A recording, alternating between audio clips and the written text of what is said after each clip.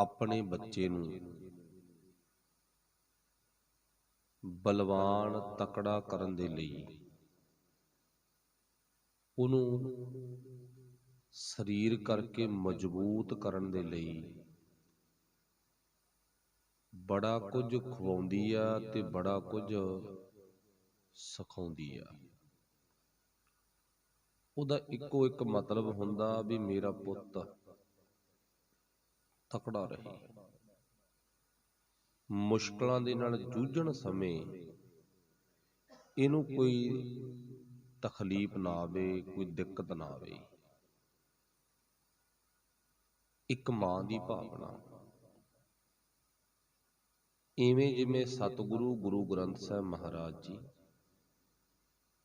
ਦਸੇ ਗੁਰੂ ਸਾਹਿਬਾਨ, ਸਾਡੇ ਸਾਰੇ ਗੁਰੂ ਭਗਤ ਭੱਟ ਗੁਰਸਿੱਖ 35 ਮਹਾਂਪੁਰਖ ਬਾਣੀ ਦੇ ਰਚਨਹਾਰੇ, ਉਹ ਸਾਡੇ ਜੀਵਨ ਦੇ ਵਿੱਚ ਗੁਰੂ ਵੀ ਨੇ ਤੇ ਸਾਡੇ ਮਾਤਾ ਪਿਤਾ ਵੀ ਆ। ਇਉਂ ਕਹਿ ਲਈਏ ਵੀ ਸਤਿਗੁਰੂ ਪਾਤਸ਼ਾਹ ਜੀ ਮਾਤਾ ਪਿਤਾ ਦੀ ਅਗਵਾਈ ਵੀ ਆਪ ਕਰਦੇ ਆ। ਜਿਵੇਂ ਮਾਂ ਦੀ ਭਾਵਨਾ ਵੀ ਮੇਰਾ ਪੁੱਤ ਬਲਵਾਨ ਹੋਵੇ, ਗੁਰੂ ਸਾਡੀ ਮਾਂ, ਗੁਰੂ ਸਾਡਾ ਬਾਪ ਹੈ, ਤੇ ਗੁਰੂ ਦੀ ਭਾਵਨਾ ਵੀ ਆ ਵੀ ਮੇਰੇ ਕੋਲ ਬੈਠਣ ਵਾਲੇ ਮੇਰੇ ਪੁੱਤਰ ਧੀਆਂ ਇੰਨੇ ਮਜ਼ਬੂਤ ਹੋਣ। ਮਾਂ ਨੇ ਸਰੀਰ ਤੇ ਧਿਆਨ ਧਰਿਆ, ਗੁਰੂ ਨੇ ਸਾਡੀ ਆਤਮਾ ਤੇ ਧਿਆਨ ਧਰਿਆ। ਆਤਮਾ ਕਰਕੇ ਇੰਨੇ ਮਜ਼ਬੂਤ ਹੋਣ, ਜੋ ਮਰਜ਼ੀ ਦੁਨੀਆ ਦਾ ਸੰਘਰਸ਼ ਹੋਵੇ, ਹਰ ਸੰਘਰਸ਼ ਦੇ ਵਿੱਚੋਂ ਪਾਸ ਹੋ ਜਾਣ। ਇਹ ਗੁਰੂ ਦੀ ਭਾਵਨਾ। ਗੁਰੂ ਸਾਨੂੰ ਇਤਿਹਾਸਕ ਸਰੋਤ ਦੇ ਕੇ ਵੀ, ਇਤਿਹਾਸ ਦੇ ਕੇ ਵੀ ਮਜ਼ਬੂਤ ਕਰਦਾ, ਤੇ ਗੁਰੂ ਸਾਨੂੰ ਗਿਆਨ ਦੀ ਖੁਰਾਕ ਦੇ ਕੇ ਵੀ ਮਜ਼ਬੂਤ ਕਰਦਾ। ਕਹੋ ਨਾਨਕ ਇਹ ਤਤ ਵਿਚਾਰ ਆ। ਇਹ ਤਤ ਦੀ ਵਿਚਾਰ ਅਸਲ ਇਹੀ ਆ, ਬਿਨ ਹਰ ਭਜਨ ਨਹੀਂ ਛੁਟਕਾਰਾ। ਭਜਨ ਤੋਂ ਬਿਨਾਂ ਛੁਟਕਾਰਾ ਨਹੀਂ, ਗਿਆਨ ਤੋਂ ਬਿਨਾਂ ਛੁਟਕਾਰਾ ਨਹੀਂ, ਗੁਰੂ ਦੀ ਹਜ਼ੂਰੀ ਤੋਂ ਬਿਨਾਂ, ਗੁਰੂ ਦੀ ਗੋਦ ਵਿੱਚ ਬੈਠਣ ਤੋਂ ਬਿਨਾਂ, ਗੁਰੂ ਨਾਲ ਮਨ ਕਰਕੇ ਤਨ ਕਰਕੇ ਜੁੜਨ ਤੋਂ ਬਿਨਾਂ ਕੋਈ ਛੁਟਕਾਰਾ ਨਹੀਂ। ਹੁਣ ਸਾਡੀ ਆਤਮਾ ਨੂੰ ਮਜ਼ਬੂਤ ਕਰਨ ਦੇ ਲਈ ਫਿਰ ਪਾਤਸ਼ਾਹ ਨੇ ਪਰਮੇਸ਼ਰ ਪ੍ਰਭੂ ਪਰਮਾਤਮਾ ਦੇ ਨਾਮ ਦੀ ਦਾਤ ਤੇ ਸਾਨੂੰ ਗਿਆਨ ਦੀ ਦਾਤ ਬਖਸ਼ੀ ਹੈ। ਤੁਸੀਂ ਸਾਰੇ ਇਤਿਹਾਸ ਜਾਣਦੇ ਹੋ। ਇੱਕ ਛੋਟੀ ਜਿਹੀ ਉਦਾਹਰਨ ਹੈ ਇਸ ਸ਼ਬਦ ਨੂੰ ਸਮਝਣ ਤੋਂ ਪਹਿਲਾਂ। ਆਪਾਂ ਸ਼ਬਦ ਪੜ੍ਹਿਆ ਸੀ, ਵੱਡੇ ਵੱਡੇ ਜੋ ਦੀਸੇ ਲੋਗ, ਤਿਨ ਕੋ ਵਿਆਪੈ ਚਿੰਤਾ ਰੋਗ, ਕੌਣ ਵੱਡਾ ਮਾਇਆ ਵਡਿਆਈ, ਸੋ ਵੱਡਾ ਜਿਨ ਰਾਮ ਲਿਵ ਲਾਈ, ਭੂਮੀਆਂ ਭੂਮ ਉਪਰ ਨਿਤ ਲੂਝੈ, ਛੋੜ ਚੱਲੈ ਤ੍ਰਿਸ਼ਨਾ ਨਹੀਂ ਬੁਝੈ, ਕਹੋ ਨਾਨਕ ਕੇ ਤਤ ਵਿਚਾਰਾ, ਬਿਨ ਹਰ ਭਜਨ ਨਹੀਂ ਛੁਟਕਾਰਾ। ਇਹ ਗੁਰੂ ਸਾਹਿਬ ਨੇ ਸਾਡੇ ਜੀਵਨ ਨੂੰ ਮਜ਼ਬੂਤ ਕਰਨ ਦੇ ਲਈ, ਸਾਡੀ ਆਤਮਾ ਨੂੰ ਬਲਵਾਨ ਕਰਨ ਦੇ ਲਈ ਸ਼ਬਦ ਖੁਰਾਕ ਦੇ ਰੂਪ ਵਿੱਚ ਦਿੱਤਾ। ਇਹ ਸਾਡੀ ਖੁਰਾਕ ਆ। ਹੰਸਾ ਹੀਰਾ ਮੋਤੀ ਚੁਗਣਾ, ਬਗ ਡੱਡਾਂ ਭਾਲਣ ਜਾਵੇ। ਗੁਰੂ ਸਾਹਿਬ ਜੀ ਕਹਿੰਦੇ ਬਗਲਾ ਤਾਂ ਛੱਪੜ ਤੇ ਭਾਈ ਡੱਡਾਂ ਭਾਲਣ ਜਾਂਦਾ, ਪਰ ਦਰਅਸਲ ਜਿਹੜਾ ਹੰਸਾ ਉਹਦੀ ਖੁਰਾਕ ਮਾਨ ਸਰੋਵਰ ਤੇ ਆ, ਹੀਰੇ ਮੋਤੀ। ਜਿਹੜਾ ਗੁਰਸਿੱਖ ਆ, ਇਹ ਹੰਸਾ, ਇਹਦੀ ਖੁਰਾਕ ਆਪਣੇ ਆਪ ਨੂੰ ਮਜ਼ਬੂਤ ਕਰਨ ਦੇ ਲਈ ਗੁਰੂ ਪਾਤਸ਼ਾਹ ਜੀ ਦੀ ਹਜ਼ੂਰੀ ਆ। ਇਹ ਮਾਨ ਸਰੋਵਰ ਆ। ਇਸ ਮਾਨ ਸਰੋਵਰ ਦੇ ਉੱਪਰ ਪਹੁੰਚਦੇ ਨੇ ਹੰਸ, ਹੰਸ ਬਿਰਤੀ ਦੇ ਜਾਣੀ ਕਿ ਸਿਆਣੇ ਲੋਕ। ਤੇ ਹੁਣ ਗੁਰੂ ਸਾਹਿਬ ਨੇ ਸਾਨੂੰ ਹੰਸ ਕਿਹਾ, ਗੁਰੂ ਸਾਹਿਬ ਨੇ ਸਾਨੂੰ ਆਪਣੇ ਬੱਚੇ ਕਿਹਾ, ਗੁਰੂ ਸਾਹਿਬ ਨੇ ਆਪਣੇ ਪੁੱਤਰ ਧੀਆਂ ਕਿਹਾਗਾ, ਤੇ ਸਾਨੂੰ ਇਸ ਗੱਲ ਦਾ ਮਾਣ ਹੋਣਾ ਚਾਹੀਦਾ। ਅਸੀਂ ਵੀ ਜ਼ਰੂਰ ਗੁਰੂ ਦੇ ਕਹੇ ਲੱਗ ਕੇ ਆਪਣੇ ਮਨ ਨੂੰ, ਆਪਣੇ ਜੀਵਨ ਨੂੰ ਮਜ਼ਬੂਤ ਕਰੀਏ। ਆਪਾਂ ਉਦਾਹਰਨ ਪਹਿਲਾਂ ਲੈ ਲਈ ਵੀ ਇੱਕ ਮਾਂ ਦੀ ਭਾਵਨਾ, ਮੇਰਾ ਪੁੱਤ ਨਾ ਸਰੀਰ ਕਰਕੇ ਮਜ਼ਬੂਤ ਹੋਵੇ। ਮਾਂ ਭਾਵੇਂ ਗਰੀਬ ਹੋਵੇ, ਮਾਂ ਦੇ ਘਰ ਭਾਵੇਂ ਕੁਝ ਵੀ ਨਾ ਹੋਵੇ, ਪਰ ਉਹ ਮੰਗ ਕੇ ਦੁੱਖੜੇ ਝੱਲ ਕੇ ਆਪਣੇ ਬੱਚੇ ਨੂੰ ਖੁਰਾਕ ਖਵਾ ਕੇ ਵੀ ਇਹੀ ਲੋਚਾ ਰੱਖਦੀ ਹੈ, ਭਾਵਨਾ ਰੱਖਦੀ ਹੈ, ਮੇਰਾ ਪੁੱਤ ਤਕੜਾ ਹੋਵੇ, ਮੇਰਾ ਪੁੱਤ ਸਰੀਰ ਕਰਕੇ ਮਜ਼ਬੂਤ ਹੋਵੇ। ਇਹੀ ਭਾਵਨਾ ਗੁਰੂ ਦੀ ਆ। ਗੁਰੂ ਕਹਿੰਦਾ ਮੇਰਾ ਪੁੱਤ ਨਾ ਗਿਆਨ ਕਰਕੇ ਤਕੜਾ ਹੋਵੇ। ਫਿਰ ਅਸੀਂ ਇਸ ਮਾਨ ਸਰੋਵਰ ਤੇ ਪਹੁੰਚ ਕੇ ਪ੍ਰਾਪਤ ਕੀ ਕਰਨਾ? ਗੁਰੂ ਪਾਤਸ਼ਾਹ ਜੀ ਕਹਿੰਦੇ ਨਾ, ਫਿਰ ਅਸੀਂ ਇੱਥੋਂ ਨਾਮ ਦੀ ਦਾਤ ਪ੍ਰਾਪਤ ਕਰਨੀ ਹੈ, ਗਿਆਨ ਦੀ ਦਾਤ ਪ੍ਰਾਪਤ ਕਰਨੀ ਹੈ। ਇਹ ਗਿਆਨ ਖੁਰਾਕ ਆ, ਇਹ ਨਾਮ ਖੁਰਾਕ ਆ ਸਿੱਖ ਦੀ। ਆਪਾਂ ਸਾਖੀ ਜਿਹੜੀ ਪੜ੍ਹਦੇ ਸੀ ਨਾ, ਗੁਰੂ ਪਾਤਸ਼ਾਹ ਦੇ ਜੀਵਨ ਦੇ ਵਿੱਚੋਂ ਇੱਕ ਹਵਾਲਾ, ਧੰਨ ਗੁਰੂ ਨਾਨਕ ਦੇਵ ਮਹਾਰਾਜ ਜੀ ਨੇ ਦੁਨੀਆ ਦੇ ਸਾਰੇ ਰੰਗ ਥੋੜੇ ਟਾਈਮ ਦੇ ਵਿੱਚ ਵੇਖ ਲਏ। ਥੋੜੇ ਟਾਈਮ ਦੇ ਵਿੱਚ, ਕੋਈ ਬਹੁਤਾ ਲੰਮਾ ਟਾਈਮ ਨਹੀਂ ਪਾਇਆ। ਤੇ ਉਸ ਤੋਂ ਬਾਅਦ ਗੁਰੂ ਸਾਹਿਬ ਨੇ ਉਸ ਪਰਮਾਤਮਾ ਦੇ ਦਰ ਤੋਂ ਕੁਝ ਪ੍ਰਾਪਤ ਕੀਤਾ। ਉਹ ਪ੍ਰਾਪਤ ਕੀ ਕੀਤਾ? ਆਪਾਂ ਆਹ ਚੀਜ਼ ਵੇਖਣੀ ਆ। ਹੁਣ ਗੁਰੂ ਸਾਹਿਬ ਜੀ ਦੀ ਸੁਲਤਾਨਪੁਰ ਦੀ ਧਰਤੀ ਤੇ ਰੋਜ਼ ਦੀ ਕਿਰਿਆ, ਵੱਡੇ ਤੜਕੇ ਵਾਹਿਗੁਰੂ ਜੀ ਉੱਠਦੇ ਨੇ, ਸਤਿਗੁਰੂ ਪਾਤਸ਼ਾਹ ਜੀ ਇਸ਼ਨਾਨ ਪਾਣੀ ਸੋਲਦੇ ਨੇ ਤੇ ਵੇਈ ਨਦੀ ਦੇ ਕੰਢੇ ਤੇ ਰੋਜ਼ ਜਾ ਕੇ ਉਸ ਪਰਮੇਸ਼ਰ ਪਰਮਾਤਮਾ ਦੀ ਯਾਦ ਵਿੱਚ ਜੁੜਦੇ ਨੇ। ਉਹ ਤੁਹਾਨੂੰ ਅੱਜ ਉੱਥੋਂ ਦਾ ਇਤਿਹਾਸ ਬੜੀ ਕੁਝ ਸਮਝਾ ਜਾਂਦਾ ਜੇ ਤੁਸੀਂ ਇੱਕ ਪਲ, ਇੱਕ ਮਿੰਟ ਸੁਲਤਾਨਪੁਰ ਦੀ ਧਰਤੀ ਤੇ ਆਪਣੀ ਸੁਰਤ ਨੂੰ ਲੈ ਕੇ ਜਾਓਗੇ। ਬਹੁਤ ਵੱਡੇ ਭਾਗਾਂ ਵਾਲੀ ਧਰਤੀ ਆ ਸੁਲਤਾਨਪੁਰ ਦੀ ਧਰਤੀ, ਬਹੁਤ ਵੱਡੇ ਭਾਗਾਂ ਵਾਲੀ, ਜਿੱਥੇ ਗੁਰੂ ਨਾਨਕ ਸਾਹਿਬ ਨੇ ਕਿੰਨਾ ਟਾਈਮ ਗੁਜ਼ਾਰਿਆ। ਫਿਰ ਕੱਲਾ ਗੁਜ਼ਾਰਿਆ ਨਹੀਂ, ਟਾਈਮ ਪਾਸ ਨਹੀਂ ਕੀਤਾ, ਕੁਛ ਕਰਕੇ ਵੀ ਦਿਖਾਇਆ।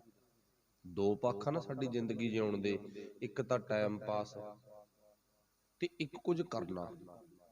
ਜਿਨ੍ਹਾਂ ਦੇ ਅੰਦਰ ਕੁਝ ਕਰਨ ਦੀ ਭਾਵਨਾ ਹੋਵੇ ਉਹ ਟਿਕਦੇ ਨਹੀਂ ਹੁੰਦੇ, ਤੇ ਜਿਨ੍ਹਾਂ ਨੇ ਟਾਈਮ ਪਾਸ ਕਰਨਾ ਉਹ ਭਾਵੇਂ ਦੁਖੀ ਆ, ਭਾਵੇਂ ਸੁਖੀ ਆ, ਭਾਵੇਂ ਭੁੱਖੇ ਆ, ਭਾਵੇਂ ਪਿਆਸੇ ਨੇ, ਭਾਵੇਂ ਰੱਜੇ ਆ, ਉਹਨਾਂ ਨੂੰ ਜਦੋਂ ਮਰਜ਼ੀ ਪੁੱਛ ਲਓ, ਉਹਨਾਂ ਨੇ ਢੈਂਦੀ ਗੱਲ ਹੀ ਕਰਨੀ ਆ, ਪਰ ਚੜ੍ਹਦੀ ਕਲਾ ਵਾਲੀ ਗੱਲ ਨਹੀਂ ਕਰਨੀ। ਕਿ ਹਮੇਸ਼ਾ ਨੈਗੇਟਿਵ ਹੀ ਸੋਚਣਾ, ਪੋਜ਼ਿਟਿਵ ਨਹੀਂ ਸੋਚਣਾ। ਹੁਣ ਧੰਨ ਗੁਰੂ ਨਾਨਕ ਦੇਵ ਮਹਾਰਾਜ ਨੇ ਆਪਣੇ ਅੰਦਰ ਇੱਕ ਫੁਰਨਾ ਬਣਾਇਆ, ਦੁਨੀਆ ਦਾ ਭਲਾ ਕਿਵੇਂ ਕੀਤਾ ਜਾਵੇ। ਇਹਦੇ ਵਿੱਚ ਮੈਨੂੰ ਸਾਥ ਵੀ ਚਾਹੀਦਾ ਕਿਸੇ ਦਾ, ਤੇ ਸਾਥ ਕਿਹਦਾ ਮੰਗਿਆ? ਦੁਨੀਆ ਦਾ ਭਲਾ ਕਰਨ ਦੇ ਲਈ ਗੁਰੂ ਸਾਹਿਬ ਨੇ ਕੀਤਾ ਉਪਰਾਲਾ, ਤੇ ਸਾਥ ਮੰਗਿਆ ਰੱਬ ਦਾ। ਤੇ ਚੇਤਾ ਰੱਖੋ, ਜਿਨ੍ਹਾਂ ਨੇ ਰੱਬ ਦਾ ਸਾਥ ਮੰਗਿਆ ਨਾ, ਤੇ ਰੱਬ ਨੇ ਉਹਨਾਂ ਨੂੰ ਸਾਥ ਦਿੱਤਾ, ਬੜੇ ਵਧੀਆ ਸੋਹਣੇ ਢੰਗ ਨਾਲ ਸਾਥ ਦਿੱਤਾ ਗਾ। ਹੁਣ ਗੁਰੂ ਸਾਹਿਬ ਵੇਈ ਨਦੀ ਤੇ ਰੋਜ਼ ਜਾਂਦੇ ਨੇ, ਪਰ ਅੱਜ ਕੀ ਕੀਤਾ? ਅੱਜ ਵੇਈ ਨਦੀ ਵਿੱਚ ਚੁੰਬੀ ਮਾਰੀ ਆ, ਮੁੜ ਬਾਹਰ ਨਹੀਂ ਆਏ। ਮੁੜ ਬਾਹਰ ਨਹੀਂ ਆਏ ਗੁਰੂ ਸਾਹਿਬ, ਪਰ ਕਿੱਥੇ ਚਲੇ ਗਏ?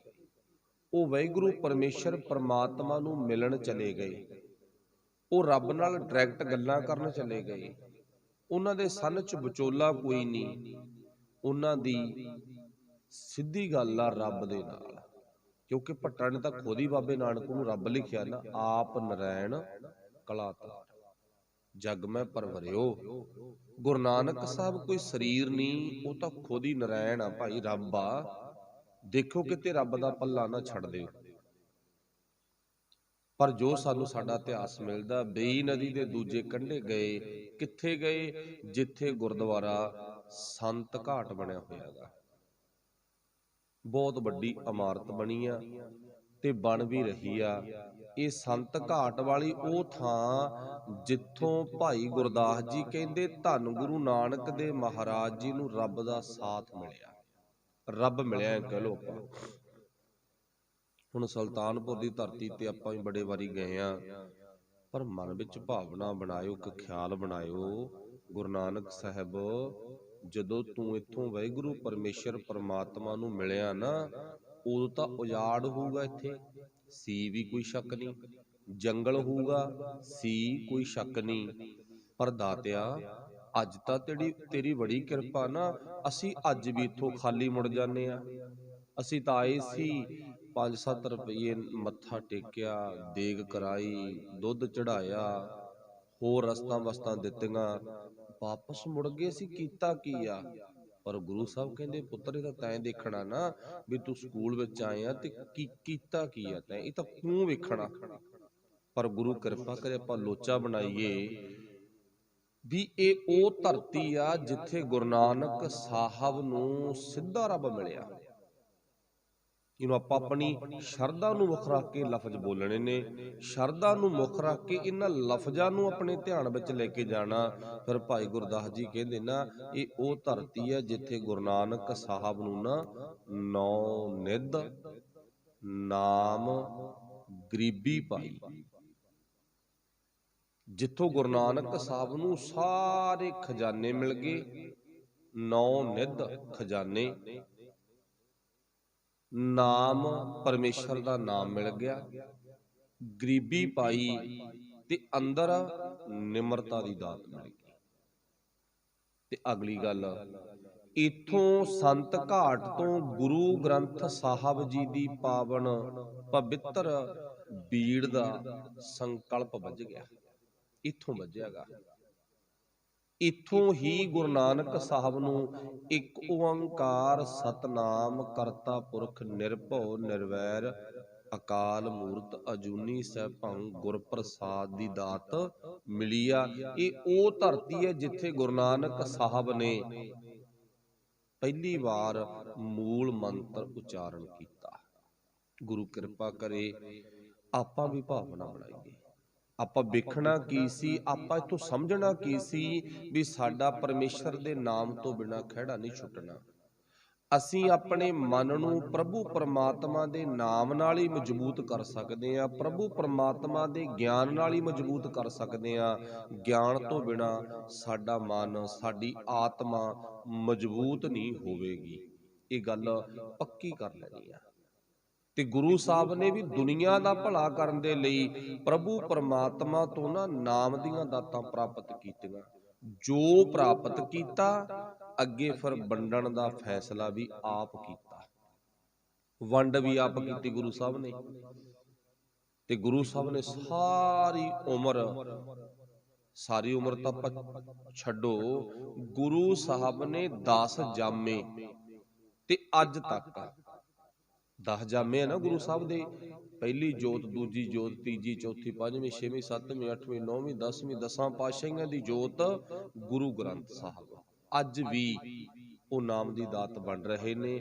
ਪਰ ਵਾਹਿਗੁਰੂ ਭਲਾ ਕਰੇ, ਗੁਰੂ ਨਾਨਕ ਸਾਹਿਬ ਨੇ ਵੀ ਨਾਮ ਦੀ ਦਾਤ ਪ੍ਰਾਪਤ ਕੀਤੀ। ਸਿੱਖਾ, ਫਿਰ ਤੂੰ ਆਪਣੇ ਭਲੇ ਦੇ ਲਈ, ਆਪਣੇ ਜੀਵਨ ਨੂੰ ਸਵਾਰਨ ਦੇ ਲਈ ਕਿਉਂ ਨਹੀਂ ਨਾਮ ਦੀ ਦਾਤ ਪ੍ਰਾਪਤ ਕਰਦਾ? ਕਿਉਂ ਨਹੀਂ ਪ੍ਰਭੂ ਪਰਮਾਤਮਾ ਦੇ ਨਾਮ ਨੂੰ ਚੇਤੇ ਕਰਦਾ? ਚੇਤੇ ਕਰੀਏ। ਫਿਰ ਆਪਣੀ ਵਿਚਾਰ ਸੀ ਵੀ ਅਸੀਂ ਤਾਂ ਅੰਦਰੋਂ ਮਜ਼ਬੂਤ ਹੋ ਸਕਦੇ ਹਾਂ ਤੇ ਨਹੀਂ ਡਾਵਾਂ ਡੋਲ ਹੋਵਾਂਗੇ, ਨਹੀਂ ਅਸੀਂ ਮਾੜੀਆਂ ਚੀਜ਼ਾਂ ਤੇ ਥੜਕ ਜਾਵਾਂਗੇ, ਨਹੀਂ ਅਸੀਂ ਨਾ ਚੱਪੇ ਤੇ ਪੈਰ ਤੇ ਡੋਲਦੇ ਰਵਾਂਗੇ, ਡਰਦੇ ਰਵਾਂਗੇ, ਘਬਰਾਉਂਦੇ ਰਵਾਂਗੇ। ਅੰਦਰ ਦੀ ਮਜ਼ਬੂਤੀ ਪ੍ਰਭੂ ਪਰਮਾਤਮਾ ਦੇ ਨਾਮ ਨਾਲ ਆ। ਤੇ ਨਾਮ ਦੀ ਦਾਤ ਸੰਤ ਘਾਟ ਸੁਲਤਾਨਪੁਰ ਦੀ ਧਰਤੀ ਤੋਂ ਪ੍ਰਾਪਤ ਹੋਈ ਗੁਰੂ ਨਾਨਕ ਸਾਹਿਬ ਨੂੰ। ਤੇ ਗੁਰੂ ਨਾਨਕ ਸਾਹਿਬ ਨੇ ਅੱਗੇ ਪੂਰੀ ਦੁਨੀਆ ਦੇ ਵਿੱਚ ਇਸ ਨਾਮ ਦੀ ਦਾਤ ਨੂੰ ਵੰਡਿਆ। ਤੇ ਉਹ ਨਾਮ ਦੀ ਦਾਤ ਮੇਰਾ ਗੁਰੂ ਨਾ ਅੱਜ ਵੀ ਵੰਡ ਰਿਹਾ ਗਾ। ਸਿੱਖਾ, ਕਿਤੇ ਗੁਰੂ ਨਾਨਕ ਦੇ ਘਰੋਂ ਨਾ ਖਾਲੀ ਨਾ ਮੁੜ ਜੀ। ਗੁਰੂ ਨਾਨਕ ਸਾਹਿਬ ਦੇ ਘਰੋਂ ਝੋਲੀਆਂ ਭਰ ਕੇ ਲੈ ਕੇ ਜਾਈ। ਕਾਹਦੇ ਨਾਲ? ਪ੍ਰਭੂ ਪਰਮਾਤਮਾ ਦੇ ਨਾਮ ਨਾਲ। ਇੱਛਾ ਪੂਰਕ ਸਰਬ ਸੁਖ ਦਾਤਾ ਹਰ, ਜਾਂ ਕੈ ਬਸ ਹੈ ਕਾਮ ਧੇਨਾ। ਸੋ ਐਸਾ ਹਰ ਧਿਆਈਐ ਮੇਰੇ ਜੀ ਅੜੇ, ਉਹਨੂੰ ਧਿਆ ਤਾਂ ਸਰਬ ਸੁਖ ਪਾਵਹਿ ਮੇਰੇ ਮਨਾ। ਫਿਰ ਕਰਨਾ ਕੀ ਆ? ਸੁਖ ਕਿਵੇਂ ਮਿਲੂਗਾ? ਜਪ ਮਨ ਸਤਨਾਮ। ਇਹੀ ਗੱਲ ਕਹੀ ਹੈ ਨਾ, ਜਿਹੜੀ ਗੱਲ ਗੁਰੂ ਨਾਨਕ ਸਾਹਿਬ ਨੇ ਕਹੀ, ਮਜ਼ਬੂਤ ਕਰ ਆਪਣੇ ਆਪ ਨੂੰ, ਉਹੀ ਗੱਲ ਚੌਥੇ ਪਾਤਸ਼ਾਹ ਨੇ ਕਹਿਤੀ, ਜਪ ਮਨ ਸਤਨਾਮ। ਤੇ ਅੱਗੇ ਕੀ ਲਿਖਿਆ? ਸਦਈ ਸਤਨਾਮ। ਇੱਕ ਵਾਰੀ ਨਹੀਂ, ਦੋ ਵਾਰੀ ਨਹੀਂ, ਸਦਾ ਹੀ ਤੂੰ ਸਤਨਾਮ ਜਪਣਾ। ਜਪ ਮਨ ਸਤਨਾਮ, ਸਦਾ ਸਤਨਾਮ, ਹਲਤ ਪਲਤ ਮੁਖ ਊਜਲ ਹੋਈ ਹੈ। ਹੁਣ ਜਿਹੜਾ ਬੰਦਾ ਸਰੀਰ ਕਰਕੇ ਤਕੜਾ, ਉਹਦਾ ਭੂਤ ਕਾਲ ਵੀ ਵਧੀਆ ਗੁਜ਼ਰਿਆ, ਉਹਦਾ ਵਰਤਮਾਨ ਸਮਾਂ ਵੀ ਵਧੀਆ ਗੁਜ਼ਰ ਰਿਹਾ, ਉਹਦਾ ਭਵਿੱਖ ਕਾਲ ਵੀ ਵਧੀਆ ਹੋਊ। ਜਿਹੜਾ ਬੰਦਾ ਸਰੀਰ ਕਰਕੇ ਮਜ਼ਬੂਤ ਆ, ਉਹਨੂੰ ਤਕਲੀਫ ਕੋਈ ਨਹੀਂ, ਦਿੱਕਤ ਕੋਈ ਨਹੀਂ, ਡਰ ਕੋਈ ਨਹੀਂ।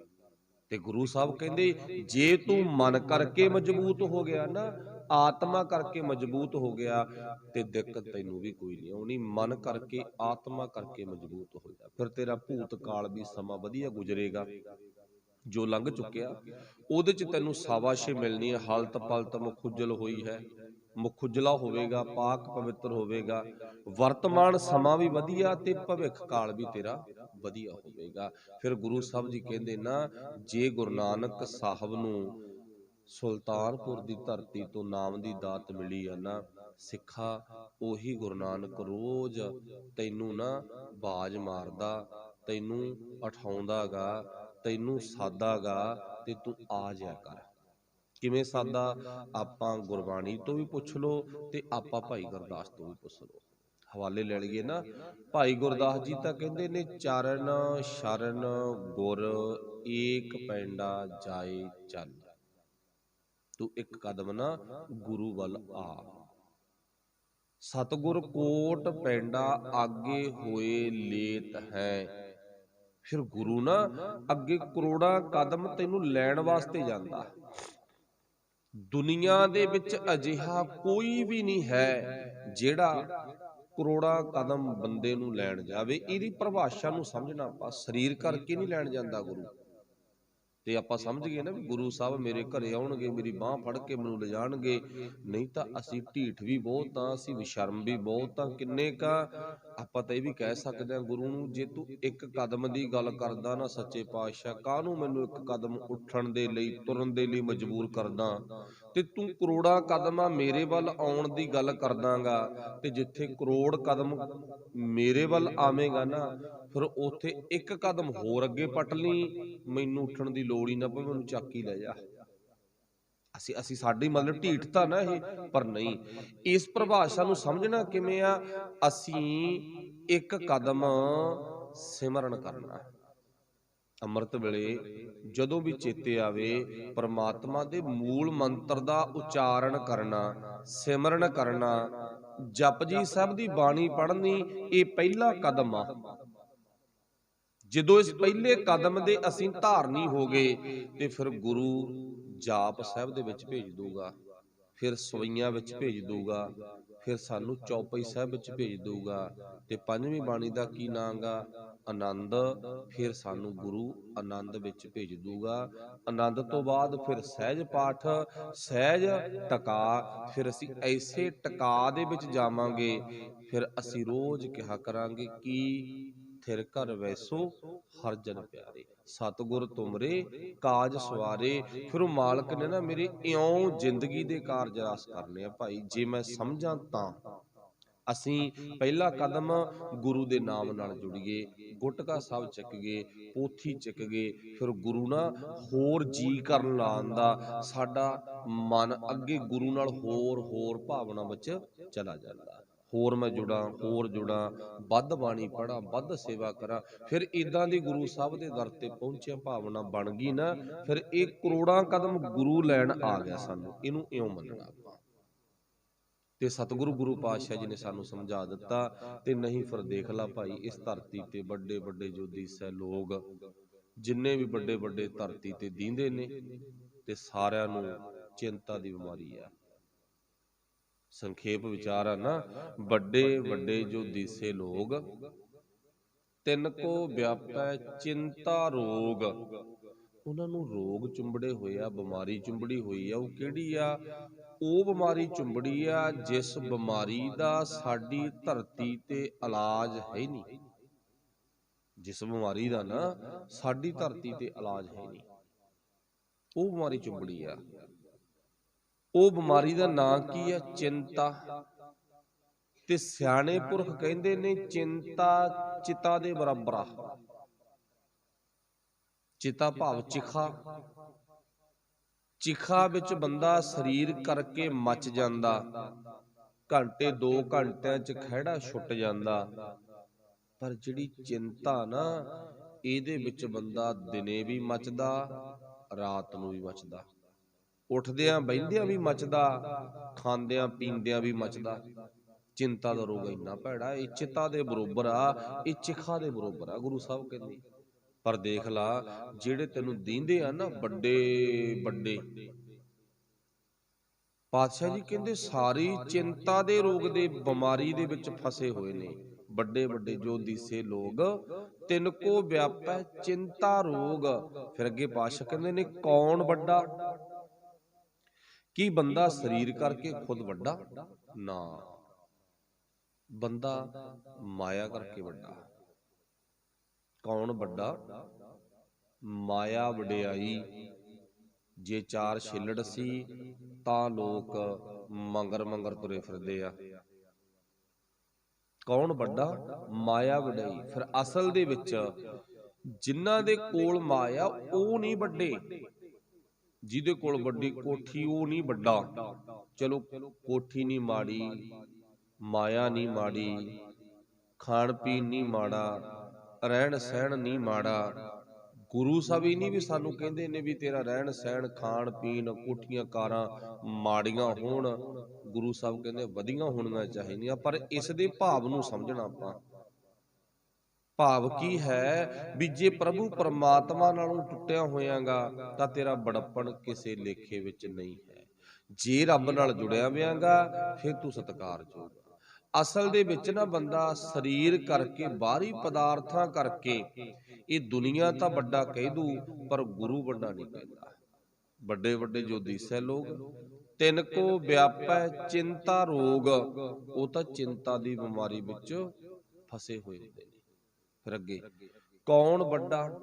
ਅਸਲ ਦੇ ਵਿੱਚ ਫਿਰ ਵੱਡਾ ਕੌਣ ਆ? ਗੁਰੂ ਸਾਹਿਬ ਕਹਿੰਦੇ ਇਸ ਗੱਲ ਤੇ ਆਪਾਂ ਸਾਰੀ ਗੌਰ ਕਰਕੇ ਵੇਖ ਸਕਦੇ ਆ ਨਾ ਵੀ ਇਸ ਧਰਤੀ ਤੇ ਵੱਡਾ ਕੌਣ ਆ, ਤਕੜਾ ਕੌਣ ਆ, ਅਮੀਰ ਕੌਣ ਆ?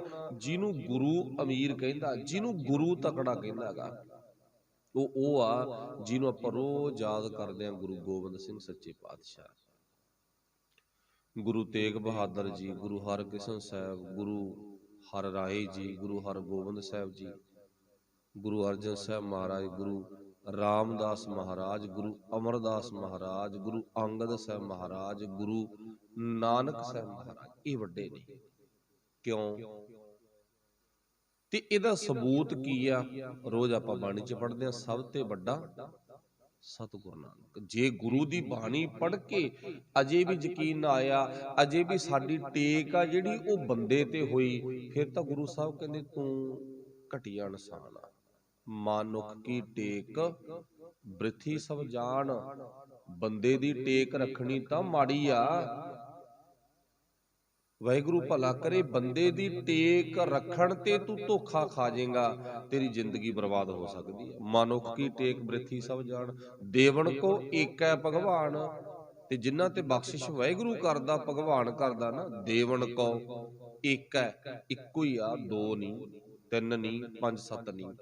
ਦੇਵਨ ਕੋ ਏਕੈ ਭਗਵਾਨ। ਗੁਰੂ ਸਾਹਿਬ ਨੇ ਸਾਨੂੰ ਸਮਝਾਤਾ। ਚਲੋ ਵੱਡਾ ਕੌਣ ਆ ਫਿਰ? ਜਿਨ੍ਹਾਂ ਦਾ ਆਪਾਂ ਨਾਮ ਲੈਤਾ ਉਹ ਵੱਡੇ। ਉਹ ਵੱਡੇ ਜਿਨ੍ਹਾਂ ਨੇ ਪਰਮੇਸ਼ਰ ਪਰਮਾਤਮਾ ਦੇ ਨਾਲ ਆਪਣਾ ਧਿਆਨ ਜੋੜ ਲਿਆ, ਉਹ ਵੱਡੇ। ਉਹ ਵੱਡੇ ਜੋ ਗੁਰੂ ਚਰਨਾਂ ਨਾਲ ਜੁੜ ਗਏ। ਫਿਰ ਅੱਗੇ ਪਾਤਸ਼ਾਹ ਨੇ ਹਵਾਲਾ ਦਿੱਤਾ, ਸੋ ਵੱਡਾ ਜਿਨ ਰਾਮ ਲਿਵਲਾਈ। ਜਿਨ੍ਹਾਂ ਨੇ ਪ੍ਰਭੂ ਪਰਮਾਤਮਾ ਦੇ ਨਾਲ ਆਪਣਾ ਧਿਆਨ ਜੋੜ ਲਿਆ, ਉਹ ਭਾਵੇਂ ਮਿਹਨਤ ਮਜ਼ਦੂਰੀ ਕਰਦੇ ਨੇ, ਭਾਵੇਂ ਪਿੰਡ ਦੇ ਵਿੱਚੋਂ ਗਲੀਆਂ ਨਾਲੀਆਂ ਵੀ ਕਿਉਂ ਨਾ ਸਾਫ਼ ਕਰਦੇ ਹੋਣ, ਜਮਾਦਾਰ ਹੋਣ, ਪਰ ਪਾਤਸ਼ਾਹ ਕਹਿੰਦੇ ਉਹ ਵੱਡਾ। ਹੁਣ ਇੱਥੇ ਕਹਿੰਦਾ 2 ਮੂਰਤਾਂ ਆਪਾਂ ਆਪਣੇ ਸਨਮੁਖ ਰੱਖੋ। ਇੱਕ ਮੂਰਤ ਦਾ ਆਪਾਂ ਲੈ ਲਓ ਮਲਕ ਭਾਗੋ ਦੀ, ਤੇ ਇੱਕ ਫੋਟੋ ਮੂਰਤ ਲੈ ਲਓ ਆਪਾਂ ਭਾਈ ਲਾਲੋ ਦੀ। ਹੁਣ ਆਪਾਂ ਪਹਿਲਾਂ ਤੋਂ ਮੂਰਤ ਦਿਖਾਉਣੀ ਆ ਲੋਕਾਂ ਨੂੰ ਵੀ ਤੁਹਾਨੂੰ ਇਹਨਾਂ ਦੋਨਾਂ ਦੇ ਵਿੱਚੋਂ ਵੱਡਾ ਕੌਣ ਦਿੰਦਾ। ਜੱਜਮੈਂਟ ਨਾ ਲੋਕਾਂ ਤੋਂ ਕਰਾਉਣੀ ਆ।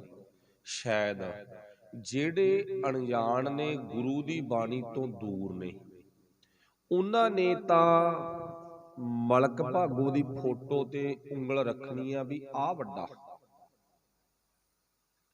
ਤੇ ਜਿਹੜੇ ਗੁਰੂ ਨਾਨਕ ਸਾਹਿਬ ਦੇ ਚਰਨਾਂ ਦੇ ਭੌਰੇ ਨੇ, ਭੌਰੇ ਆ ਨਾ, ਭਵਰੇ ਨੇ ਜਿਹੜੇ, ਉਹਨਾਂ ਨੇ ਉਂਗਲ ਰੱਖਣੀ ਆਪਣੀ ਭਾਈ ਲਾਲੋ ਜੀ ਦੀ ਫੋਟੋ ਤੇ, ਆਹ ਵੱਡਾ। ਹੁਣ ਇੱਥੇ ਇੱਕ ਸਵਾਲ ਹੋਰ ਬਣ ਗਿਆ, ਮਲਕ ਭਾਗੋ ਕਿਉਂ ਛੋਟਾ, ਲਾਲੋ ਕਿਉਂ ਵੱਡਾ? ਲਾਲੋ ਕਿਉਂ ਛੋਟਾ ਤੇ ਮਲਕ ਭਾਗੋ ਕਿਉਂ ਵੱਡਾ? ਇੱਥੇ ਸਵਾਲ ਤੇ ਅੱਗੇ ਸਵਾਲ ਬਣ ਗਿਆ ਨਾ। ਹੁਣ ਇਸ ਸਵਾਲ ਦਾ ਜਵਾਬ ਉਹ ਦੇਊਗਾ ਜਿਨ੍ਹਾਂ ਨੇ ਆਪਣਾ ਸੰਬੰਧ ਗੁਰੂ ਨਾਲ ਜੋੜਿਆ। ਉਹਨਾਂ ਨੇ ਕਹਿ ਦੇਣਾਗਾ, ਕੀ ਕਹਿਣਾਗਾ, ਮੈਂ ਰੋਜ਼ ਗੁਰੂ ਸਾਹਿਬ ਨੂੰ ਚੇਤੇ ਕਰਦਾ, ਮੇਰਾ ਗੁਰੂ ਨਾ ਮੈਨੂੰ ਰੋਜ਼ ਕਹਿੰਦਾ, ਨਾਨਕ ਨਦਰੀ ਨਦਰ ਨਿਹਾਲ। ਨਿਹਾਲ ਤੋਂ ਭਾਵ ਸਦਾ ਹੀ ਸੁਰਖਰੂ, ਸਦਾ ਹੀ ਖੁਸ਼ ਰਹਿਣ ਵਾਲਾ, ਸਦਾ ਹੀ ਆਨੰਦ ਵਿੱਚ ਰਹਿਣ ਵਾਲਾ। ਫਿਰ ਨਾਨਕ ਦੇਵ ਜੀ ਕਹਿੰਦੇ ਨੇ ਵੀ ਉਹ ਤਾਂ ਸਦਾ ਹੀ ਨਿਹਾਲ ਆ ਭਾਈ। ਕੌਣ? ਨਾਨਕ ਨਦਰੀ ਨਦਰ ਨਿਹਾਲ, ਜਿਨ੍ਹਾਂ ਤੇ ਨਾਨਕ ਦੀ ਨਦਰ ਪੈ ਗਈ। ਹੁਣ ਨਦਰ ਪਈ ਆ ਲਾਲੋ ਤੇ, ਲਾਲੋ ਤਾਂ ਕਰਕੇ ਵੱਡਾ। ਮਲਕ ਭਾਗੋ ਤੇ ਨਿਗਾਹ ਤਾਂ ਪਈ ਨਹੀਂ। ਜੇ ਮਲਕ ਭਾਗੋ ਤੇ ਨਿਗਾਹ ਪਈ ਹੁੰਦੀ, ਪਹਿਲਾਂ ਬਾਬਾ ਨਾਨਕ ਜਾਂਦਾ ਹੀ ਮਲਕ ਕੋਲੇ, ਪਰ ਨਹੀਂ, ਮਲਕ ਕੋਲੇ ਗਏ ਨਹੀਂ। ਚਲੋ ਵਾਹਿਗੁਰੂ ਭਲਾ ਕਰੇ। ਉਹ ਬਾਅਦ ਦਾ ਇੱਕ ਪੇਪਰ ਆਗਾ, ਜਦੋਂ ਮਲਕ ਪੇਪਰ ਵਿੱਚੋਂ ਪਾਸ ਹੋ ਜਾਂਦਾ, ਦੁੱਧ ਤੇ ਖੂਨ ਵਾਲਾ। ਇਸ ਕਰਕੇ ਆਪਾਂ ਕਿੰਨੀਆਂ ਮਰਜ਼ੀ ਉਦਾਹਰਨਾਂ ਲੈ ਸਕਦੇ ਆਂਗੇ ਵੀ, ਜਿਵੇਂ ਆਪਾਂ ਆਪਣੇ ਜੀਵਨ 'ਚ ਇੱਕ ਪਾਸੇ ਜਹਾਂਗੀਰ ਨੂੰ ਰੱਖ ਲਓ, ਦੂਜੇ ਪਾਸੇ ਘਾਹੀ ਸਿੱਖ ਨੂੰ ਦੇਖ ਲਓ। ਵੱਡਾ ਕੌਣ? ਘਾਹੀ ਸਿੱਖ, ਜਿਹਦਾ ਧਿਆਨ ਗੁਰੂ ਨਾਲ ਜੁੜਿਆ ਹੋਇਆ, ਸੋ ਵੱਡਾ ਜਿਨ ਰਾਮ ਲਿਵਲਾਈ। ਫਿਰ ਅੱਗੇ ਪਾਤਸ਼ਾਹ ਕਹਿੰਦੇ ਨੇ, ਦਰ ਅਸਲ ਭਾਈ ਉਹ ਵੱਡਾ ਜਿਹਨੇ ਪ੍ਰਭੂ ਪਰਮਾਤਮਾ ਨਾਲ ਆਪਣਾ ਧਿਆਨ ਜੋੜ ਲਿਆ, ਆਪਣੀ ਲਿਵ ਜੋੜ ਲਈ, ਸੋ ਵੱਡਾ ਜਿਨ ਰਾਮ ਲਿਵ ਲਾਈ। ਭੂਮੀਆਂ ਭੂਮ ਉਪਰ ਨਿਤ ਲੂਝੈ, ਜਿਹੜੇ ਦਿਨ ਰਾਤ ਜ਼ਮੀਨਾਂ ਕਰਕੇ, ਜਾਇਦਾਦਾਂ ਕਰਕੇ ਲੜਦੇ ਆ ਨਾ, ਕੁਰਾਹੇ ਪੈ ਰਹਿੰਦੇ ਨੇ। ਭੂਮੀਆਂ ਭੂਮ ਉੱਪਰ, ਉਹਦੀ ਵਜ੍ਹਾ ਕਰਕੇ ਮਰਦੇ ਨੇ, ਲੜਦੇ ਨੇ। ਨਿਤ ਲੂਝੈ, ਫਿਰ ਪਾਤਸ਼ਾਹ ਕਹਿੰਦੇ ਛੋੜ ਚੱਲੈ, ਇੱਥੇ ਰਹਿ ਜੂ ਇਹ, ਤ੍ਰਿਸ਼ਨਾ ਨਹੀਂ ਬੂਝੈ। ਤੇਰੀ ਤ੍ਰਿਸ਼ਨਾ ਬੁਝਣੀ ਨਹੀਂ ਭਾਈ। ਇਹ ਤ੍ਰਿਸ਼ਨਾਲੂ ਬਿਰਤੀ ਵਿੱਚ ਫਸ ਕੇ ਤੂੰ ਕਿੰਨੇ ਕਤਲ ਕਰ ਰਿਹਾ ਤੇ ਕਤਲ ਕਰਵਾ ਰਿਹਾਗਾ, ਇਹ ਸਭ ਕੁਝ ਇੱਥੇ ਹੀ ਰਹਿ ਜੂਗਾ। ਛੋੜ ਚੱਲੈ, ਤ੍ਰਿਸ਼ਨਾ ਨਹੀਂ ਬੂਝੈ।